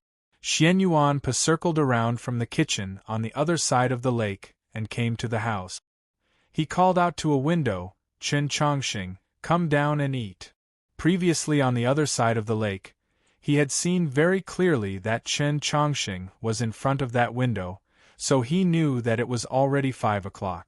The Orthodox Academy had never needed a device to measure time, and Chen Chongqing was one. There was no reply from that window. Xian Yuanpa waved the fat blue lobster in his hand and yelled, "This is a spicy lobster. It's very delicious when paired with white steamed buns. I left one especially for you. Hurry up and come down, or else if Tang 36 hears this, he'll come and steal it from us again." There was still no reply. Xian Yuanpa was somewhat depressed. He ran up the stairs and pushed open Chen Chongqing's door. He said, "Brushing your teeth shouldn't take that long." There was no reply because there was no one in the room. The window was open, and the morning wind blew in, lifting up a corner of the bedsheet. Chen Chongqing looked at the stainless sword in his right hand and confirmed that the sword was real. Then he confirmed that he was real. This meant that he had truly entered the Garden of Zhou, or in other words, he had rediscovered the Garden of Zhou. The image of the black monolith now seemed to be the path that led to Zhoutong, and the original body of the black monolith was the key to the Garden of Zhou. He remembered very clearly that when he left the Garden of Zhou, the sky was collapsing. Amongst the miniature worlds discovered by humans, the Garden of Zhou was the most stable and also the largest. However, it was still a fragment of space, so it was naturally not as sturdy as the world of the origin. Therefore, whether it was him or Zhu Luo and Mei Lisha outside Honshu City, they all believed that the Garden of Zhou had definitely been destroyed. Who could have imagined that the Garden of Zhou still existed, that it had actually re-established its laws, that it had managed to stabilize after much difficulty? Only, a very large change had already occurred. It had not actually been that long since he had left the Garden of Zhou, definitely less than half a year, but the Garden of Zhou had already become extremely different. This world had become much more barren and dilapidated. Perhaps because of that world-shaking calamity, the ground was covered in cracks, the water in the sea of grass had become very turbid, and the distant cliffs were filled with signs of collapse. The mountain springs had dried up, and many small lakes had already dried up. The earth was a scene of desolation, and the green forest was covered in dust. It was a very desolate sight. Within the sea of grass, the cries of those insects could no longer be heard. The roots of the grass were already on the verge of necrosis, so there was naturally no school of fish to be seen either. As far as the eye could see, there were only a few fish flipping their bellies, weakly spitting out bubbles. Even the sun in the sky, or perhaps its halo, had now become somewhat dusky. Because I was preparing to leave tomorrow, I forgot to update. Today is the last chapter. Taking advantage of this rare opportunity, I strongly and earnestly recommend my good friend, my good sister, Sister Sandbag's new book, Heavenly Heart of the Martial Path. Many famous authors and platinum authors have earnestly offered their opinions, and they have shamelessly boasted about it. However, the truth is that this book is very good. The updated record is excellent, and it has never been broken, just like me recently. I sincerely invite everyone to taste it. Thank you. Chapter 498. This place was the plains of the unsetting sun. The sun had always been somewhat different, but now it had become much darker. It was not that there was a problem with the sun itself, but that the space it was in had a problem that was very difficult to describe with words. It was very difficult to describe, so it was naturally even more difficult to understand. However, for some reason, just by looking around, Chen Chongqing understood why the Garden of Zhou had become like this. The Garden of Zhou had gradually become desolate. Of course, it had something to do with the natural disaster caused by the breaking of the laws. The reason that the Garden of Zhou had not been able to repair itself after the re-establishment of the laws was because the Garden of Zhou had been isolated from the source world for these past few days. Yes, the Garden of Zhou was a miniature world, a fragment that floated in the river of time and space. However, it was assuredly connected to the source world, or else it would not have appeared after Zhou Dufu's death, following a certain pattern. Chen Chongqing knew why the Garden of Zhou appeared once every 10 years. It was because it needed to communicate with the source world. Only running water could not rot. Although the Garden of Zhou was large, if it was truly isolated, it would become a pool of stagnant water. Even if this pool was as large as the ocean, it would still become lifeless. Standing at the very peak of the mausoleum of Zhou, Chen Chongqing looked around. He could faintly sense some sort of connection, and judged that with his arrival, the Garden of Zhou had re-established its connection with the source world. This situation would probably change, but it was assuredly a very slow and long process. He also did not know if the creatures that lived in this world could still endure until that day. The monster tide in the sea of grass was no longer as majestic as it was in the past. Several tens of thousands of monsters seemed like a lot, but on the surface of the vast and boundless sea of grass, it seemed very few. The several tens of thousands of monsters set off once more, heading towards the mausoleum of Zhou. They were prepared to welcome the end of their lives there. However, in the next moment they once again felt that feeling of being looked down upon. This time, that feeling did not come from the distant sky, but from the mausoleum of Zhou in front of them. Moreover, this time, that chi was much stronger. Some of the monsters that were slightly more intelligent could even tell that they had smelled that chi before. The mountain-toppling fiend stopped and straightened its body, which was several dozen zhang high. It gazed at the mausoleum in the distance, and its bean-like eyes were gradually filled with a ruthless aura. With a whoosh, the heavily injured earth monkey appeared out of nowhere. Grabbing onto the mountain-toppling fiend's fur, it used only its 2 hands to climb onto its shoulders like a bolt of lightning. It gave a mournful howl towards the distant mausoleum of Zhou, brimming with anger, resentment, and despair. At the very back of the monster tide, the monster bull had its eyes closed, its damaged ears faintly trembling in the cold wind. From the earth monkey's howl, it was able to confirm the origin of that chi. Its body began to tremble uncontrollably. Ripples began to appear on the surface of its body, which had become mottled and ugly due to the loss of too many arrow hairs. It was like a moist swamp that had completely evaporated but was still wet. These 3 great demonic beasts had suffered heavy injuries in the reappearance of the sword pool last time, but they were still incomparably powerful and savage. They had actually luckily survived such a natural disaster. Of course, they could tell that the chi belonged to that human youth, the main culprit that had turned the Garden of Zhou into its current state. To these monsters, the Garden of Zhou was their home. They had lived here peacefully for countless years, but they had been disturbed by the hateful humans and demons, even falling into their current hopeless situation. The sky had fallen, the humans and demons had all left, but they still had to live on these plains. What could they do? The hatred that the monsters had for Chen Chongqing was naturally something very easy to understand. However, for some reason, in the next moment, the earth monkey's howl came to a sudden stop. It stared in the direction of the mausoleum of Zhou, its eyes filled with disbelief. Soon after, a timid expression appeared. Noiselessly, it moved closer to the mountain-toppling fiend's ear and muttered a few words. Afterwards, it hid its damaged half of its body in the horn on the mountain-toppling fiend's head, no longer daring to show its head. The monster bull at the back of the monster tide also calmed down. It slightly tilted its head, then let out a deep and resounding howl. The mountain-toppling fiend looked in the direction of the mausoleum of Zhou. After a moment of silence, it knelt down. Thus, the tens of thousands of monsters all bent their forelimbs or lowered their heads, closed their eyes brimming with ruthlessness and exhaustion, and knelt down. This was submission, and also a welcome. Submission to the person who could bring new life to the Garden of Zhou, a welcome to the new master of the Garden of Zhou.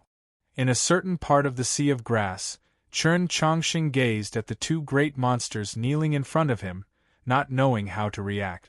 Even though it was kneeling, the mountain-toppling fiend was still like a mountain, and the monster bull was the same. Compared to them, he seemed so insignificant. If he had not met the Black Dragon under New North Bridge so many times and been in the same situation so many times, even if he now understood the situation of the Garden of Zhou like the back of his hand, he probably would have had the urge to immediately flee. Back then, he and she had encountered many dangers in this sea of grass. In the end, the mausoleum of Zhou had been surrounded by the monster tide. These 3 incomparably powerful and abnormally sinister and terrifying monsters had once brought them countless troubles. If the sword pool had not reappeared, there would have been no need for Nank and the young golden-winged Great Ping to fuse their souls. He would have been easily killed by these 3 monsters and then eaten. I know the current situation of the Garden of Zhou. Chen Chongqing looked at the 2 eyes hidden in the shadows of the mountain-toppling fiend's horns and knew that they were assuredly that most sinister of earth monkeys. I can help resolve a few problems.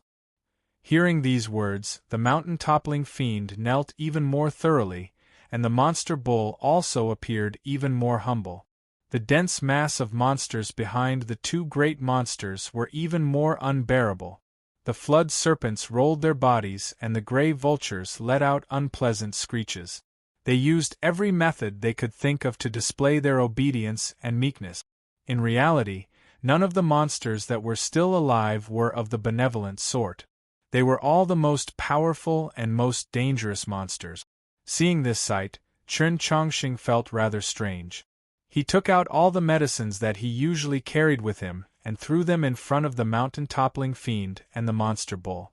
He then glanced at the two eyes hidden in the shadows of the mountain-toppling fiend's horns and said, "Those with heavy injuries can eat first."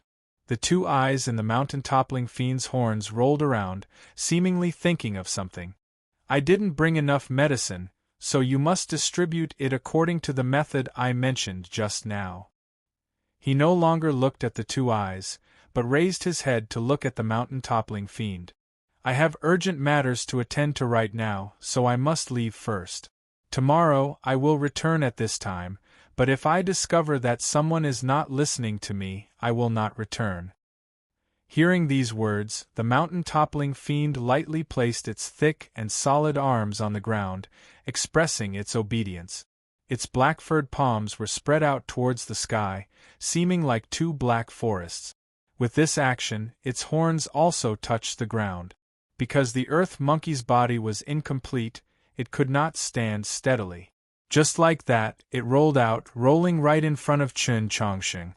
It was very obvious that the mountain-toppling fiend had done this on purpose. The earth monkey did not even dare to raise its head. It incessantly kissed the muddy water in front of Chen Chongqing's boots, at the same time letting out whimpering sounds. It seemed especially pitiful. Chen Chongqing knew that it was pretending, but he did not care. Shaking his head, he began to walk towards the edge of the plain. He was keenly aware that these monsters were not of the good sort. Although they appeared especially obedient and submissive, they were actually all extremely savage. But he still wanted to help them. The heavens were virtuous, and he cherished life more than anyone else. He was also not worried about whether or not these monsters would turn on him once they were rescued and grew stronger again. This was because he was currently the master of the Garden of Zhou. If he did not open the Garden of Zhou, this miniature world would eventually descend into silence. No matter how powerful the beings that lived within it were, only death awaited them. To put it another way, the Garden of Zhou was his pasture, and these monsters were his livestock. If the livestock were sick or hungry, as their master, he naturally had to take care of them. Moreover, a powerful monster like the monster bull had long since developed a rudimentary intelligence. He could not view it as livestock, nor did he want to see it die. Moreover, the Garden of Zhou had a very important meaning to him. He did not wish for the Garden of Zhou to become deathly still. He wished for the Garden of Zhou to continue living, just like he wished for her to continue living. The old rules of the Garden of Zhou had already been broken, and the spatial barrier of the plains of the unsetting sun had also vanished without a trace. After becoming the new master of the Garden of Zhou, a portion of the new rules of the Garden of Zhou had entered his mind through an incomprehensible method. Afterwards, he grasped a portion of the rules that he could understand with his current level of strength. As his cultivation and strength continued to rise, this miniature world would reveal even more of its rules to him. On the contrary, understanding these rules would also be extremely helpful to his cultivation and strength. Because of this grasp of the rules, he only needed a very short amount of time to walk out of the plains of the unsetting sun, traverse over several mountains, and arrive at the courtyard at the edge of the Garden of Zhou. This was the mountainside Whispering Wood, the place where the human cultivators had gathered the most, and it was also the place where he had seen the great Peng fly her. The once winding corridors and small pavilions were now dilapidated walls and dilapidated walls. Everywhere was lifeless, and there were no croaks, only the cries of birds from very far away. This proved that this was not a true kingdom of the dead. But many people had already died here. The collapsed cliffs had completely buried the most beautiful buildings of the mountainside Whispering Wood. Incomparably heavy boulders were piled up from the col all the way to the waist of the mountain. Seeing this terrifying sight, Chen Chongqing said nothing. He could not move these boulders, but he could clearly sense that beneath the collapsed cliffs, there were many dead people. He stood in front of the collapsed cliffs for a very long time, and then he left. Afterwards, he went to the other two gardens, but he did not find anything. He went to the mountain stream and went upstream to look at the cold pool. There was no longer any sword intent in the pool, nor was there anyone. There was also no one in the lake on the other side of the pool. In the depths of the lake, he could faintly make out the light of the night illumination lamp.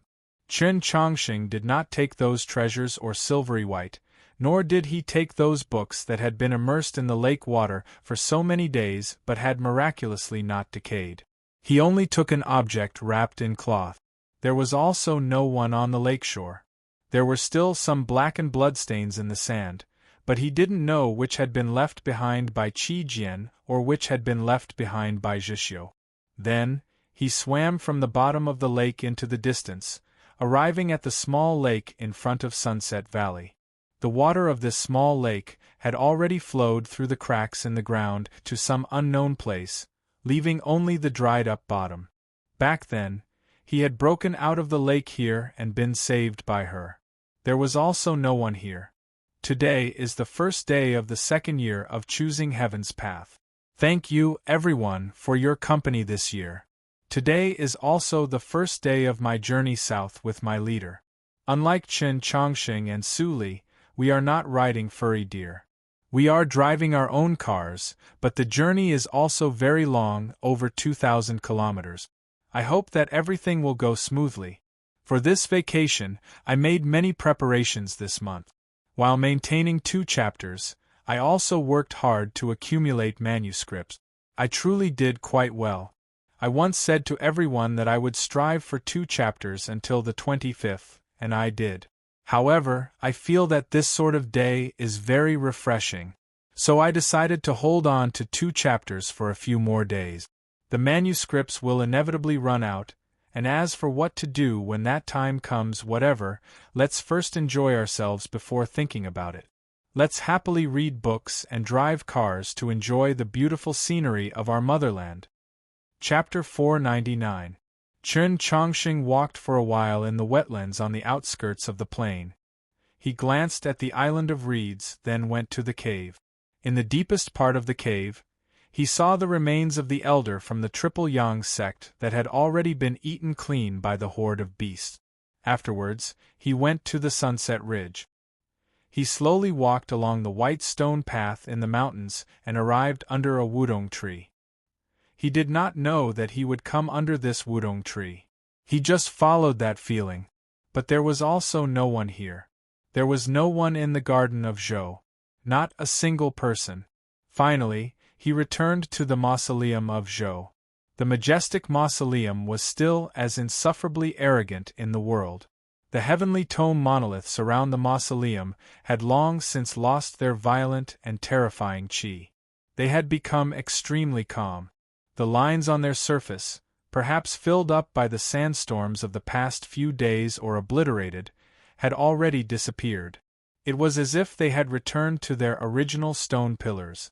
The black monolith was the same. The surface of the monolith was smooth. Chen Chongqing placed his hand on it. From the distant plain behind him came the low howls of monsters. It was a farewell, but also an unease and a begging. It was a farewell to the departure of the new master of the Garden of Zhou. It was uneasy as to whether or not he would return, and it begged for his grace to descend even faster. There was darkness and then there was light. Chen Chongqing opened his eyes and discovered that he was still in his room, still in front of the window. Nothing had changed from before. It was just that it was already noon. The sun hung in the azure sky. No matter how hard the shade of the trees in the Orthodox Academy tried, they could not stop the blazing rays of light from descending. The light he saw was this sunlight.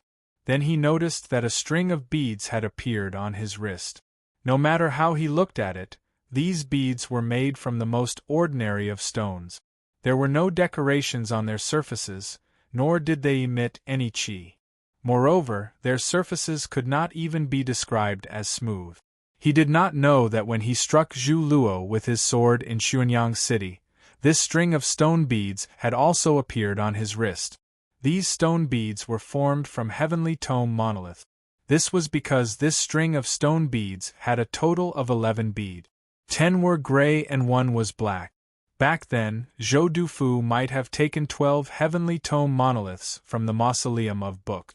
Later on, he and she only saw 10 monoliths in the mausoleum of Zhou, as well as the base of a broken monolith. It was precisely because one heavenly tome monolith was missing and he had also taken away the sword pool that replaced the heavenly tome monolith, that the array of the mausoleum of Zhou had a problem. Only when he remembered that he had a black stone on him did he realize. He had obtained that black stone from the pavilion of ascending mist, and it was actually also a heavenly tome monolith. When that black stone from Wang Jitsa truly became a heavenly tome monolith and helped stabilize the heavenly tome monolith array around the mausoleum of Zhou, he had originally believed that the black stone was a heavenly tome monolith that Wang Jitsa had taken from the garden of Zhou. However, after leaving the garden of Zhou and recalling the notebook he had seen in the pavilion of ascending mist, he felt that his conjecture might not have been accurate.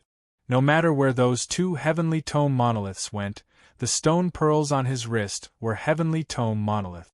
Of course, it was not only because these 11 stone pearls, 10 gray and 1 black, just happened to correspond with the heavenly tome monoliths around the mausoleum of Zhou. It was also because only he could sense certain things through the black stone. He could sense very clearly that the garden of Zhou was within the black stone. This statement was not accurate. It should be said that the black stone was the new gate to the garden of Zhou, and the key to opening the garden of Zhou was his spiritual sense. He subconsciously raised his hand, facing the sunlight shining through the window, and earnestly gazed at the string of stone pearls. Bright rays of light seeped through the cracks in the stone pearls, changing into many different angles.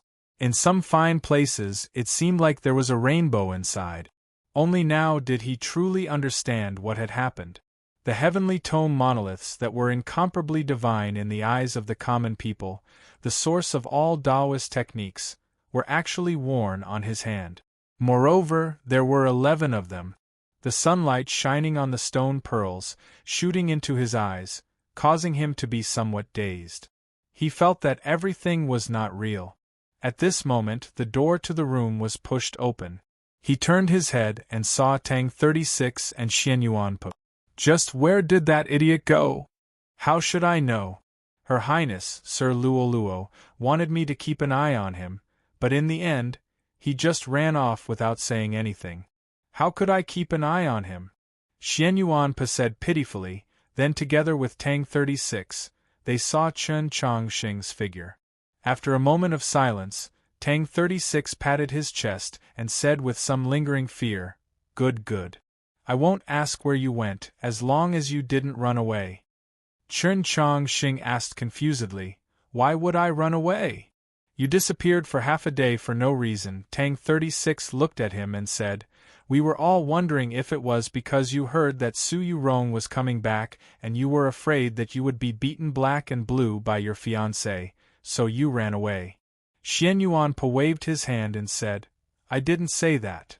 Tang 36 looked at him and sneered. "You dare to say that you didn't think that?" Xian Yuanpa was a very honest child of the bear tribe.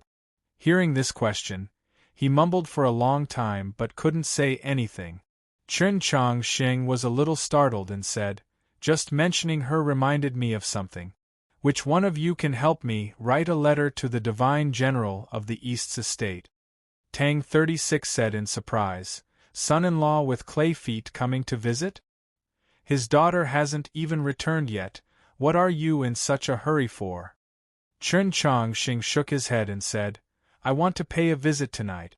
There are some things I want to talk about.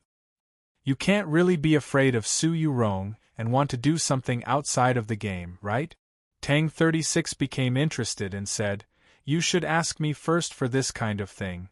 You know that I'm the best at this kind of thing." Chen Chongqing smiled and ignored him. He walked towards the door and said, "I'll go eat first." A few days ago, Luoluo told him that she confirmed that the girl did not leave the Garden of Zhou alive. He said that he would go to the Divine General of the East's estate to break off the engagement, because this was what he had promised her in the Garden of Zhou. Since she was no longer here, he obviously had to keep it. The reason why he did not go to the Divine General of the East's estate these days was because he had been rather busy recently. He had left an important and necessary item in the Garden of Zhou. At the same time, his heart still held on to one last ray of hope. She did not leave the Garden of Zhou, or perhaps she was still in the Garden of Zhou. Since the Garden of Zhou was not destroyed, then there was a possibility that she was still alive. Until last night and this morning, he finally re-entered the Garden of Zhou. He discovered that there was not a single person inside. Not a single person, not that person. Thus, his last hope was also gone. He also conveniently brought that item out. Seeing Chen Chongqing's back disappear through the door, Tang 36 was silent for a while and asked, "Don't you feel that he was a bit strange today?" Xian Yuanpo asked in confusion, "What strange?" Tang 36 said, "His smile was a bit strange, very ugly." Xian Yuanpo thought for a while and nodded his head. Yes, he smiled like he was crying. Chapter 500. For the twilight to completely ignite the clouds on the horizon, it would still take a very long time, but the banquets in the restaurants and brothels of the capital had already begun. Formal banquets always took a very long time, so they would naturally begin very early. This had nothing to do with saving on oil or candles. Xiuxing experts and nobles, scholars and literati, young ladies and maids, paid more attention to the changes in light from dawn to dusk to nightfall, as well as the changes in atmosphere and feelings that followed. Chen Chongqing didn't understand these things. For him, if a meal took more than a quarter of an hour, then it meant it wasn't healthy. Just like the delicacies on the table in front of him, they all meant it wasn't healthy. Today's banquet at the Su estate was different from last time's regular family banquet. It was a formal banquet. Although he was the only guest, he was of the younger generation and was still very young. The doors of the Divine General of the East's estate, which only opened twice a year, were opened, and all kinds of dishes cooked with precious ingredients were continuously served. Then, without eating much, they were only glanced at for a few moments before they were taken away and replaced with a new round of dishes. As far as the eye could see, there were expensive utensils and porcelain dishes everywhere, making him naturally think of what Madame Su had said on his first day in the capital. There were maids everywhere. He didn't need to do anything, there would naturally be someone to serve him. Yet what was interesting was, whether it was Madame Su, Nanny Hua or that principal maid called Shuang, none of them appeared today. Perhaps it was because of what had happened between them and Chen Chongqing. Su Shiji was the only one accompanying him. Chen Chongqing didn't drink wine out of courtesy. He ate some dishes and was quickly full. Su Shiji put down his wine cup, waved his hand, indicating for everyone to leave and wait for him to speak. Chen Chongqing didn't like to speak in circles. Seeing this, he knew that Su Shiji had also mentally prepared himself, so he directly said, "You should already know my master's identity. The day I found out that Daoist Ji was Principal Shang, I was just as shocked as everyone else." Su Shiji didn't mention the long conversation he had with his father's portrait in the ancestral hall that day. He looked at Chen Chongqing and said indifferently, "Including Master Zhou Tong, there are many people who want to use this against you. But you don't have to worry, the laws of the Zhou dynasty have never said anything about punishment. Back then, when the Orthodox Academy's rebellion was exposed, you weren't even born yet. But you are still one of the Divine Empress's most trusted divine generals." Chen Chongqing asked, "Why do you still insist on this marriage?" Everyone thinks that I'm unbearably vulgar. Who knows how many generations of good fortune I've accumulated to be able to give birth to such a daughter? Who knows how many people laugh at me in private? Su Shiji looked into Chen Chongqing's eyes and didn't conceal his cold emotions. He said, "As for this marriage, it brought me endless humiliation in the eyes of the world. At the beginning, it was our Su estate that looked down on a poor youngster like you and wanted to break off the marriage, even suppressing and humiliating you. But afterwards, after knowing of your relationship with His Holiness the Pope, we shamelessly pestered you and insisted on marrying you. As a result, all the humiliation that was once inflicted on you, now all returned to us. It can even be said that this is very shameless." The reception hall was very quiet. All of the servant girls had already moved far away. Su Shiji said, "Fortunately, no one thinks that my Rong-er isn't worthy of you, or else even she would be laughed at." Chen Chongqing thought to himself, "Since you know this matter is very ugly, why do you still persist? Last time when I came to break off the marriage, why didn't you just accept the marriage contract? But I don't care, or rather, I can endure this humiliation and ridicule." Su Shiji's eyes suddenly became sharp. He stared at Chen Chongqing and said, "Because I am a father, I have to think for my daughter. I am loyal to the queen, but what's wrong with thinking for my own daughter?" These days, Chen Chongqing had thought many times about why the Su estate would insist on keeping this marriage contract. He had thought of many reasons, but he never thought it would be this one. Su Shiji just wanted the best for his daughter. Chen Chongqing should feel a little happy, the joy of being acknowledged, but he didn't because he didn't believe that Su Shiji was this kind of person, this kind of father. "I know what you are thinking, what the people in the capital are thinking," Su Shiji said expressionlessly. "Just like before the civil strife in Mount Li, everyone thought the same about the head of the Qiu Shan family, but reality has proven that you are all wrong. That's right, if I insist on this marriage, in the future if His Holiness the Pope loses, the Divine Queen obviously won't allow me to continue living, but I am very sure that even if I die, the Queen will still love Rome. And if His Holiness the Pope wins, because of your relationship, I presume that his venerable self will not have a bad opinion of Rome." He looked at the side of Chen Chongqing's face and continued, "The confluence of North and South is already complete, the Mountly Sword sect might still be able to maintain its edge, and Qiushan Jun can use this opportunity to advance north, but what can South Stream Temple do? If Rong-er cannot marry you, the best outcome for her is to guard Holy Maiden Peak, but what if this marriage succeeds? The Pope and the Holy Maiden, this is the true confluence of North and South. Whether it's North or South, everyone is willing to see this scene. What is the general trend? This is the general trend. Regardless of whether I am still alive, my Su clan will definitely leave its name in the annals of history. The true confluence of North and South, the general trend, everyone was willing to see this sort of scene, so this marriage had to continue." Chen Chongqing felt that these words were somewhat familiar, and then he remembered that ever since he came to the capital from Xining, he had often heard similar words. That maid called Shuang-er had once said it, that nanny had once said it, many people at the Ivy Festival had said it, and even Tang 36 had said it.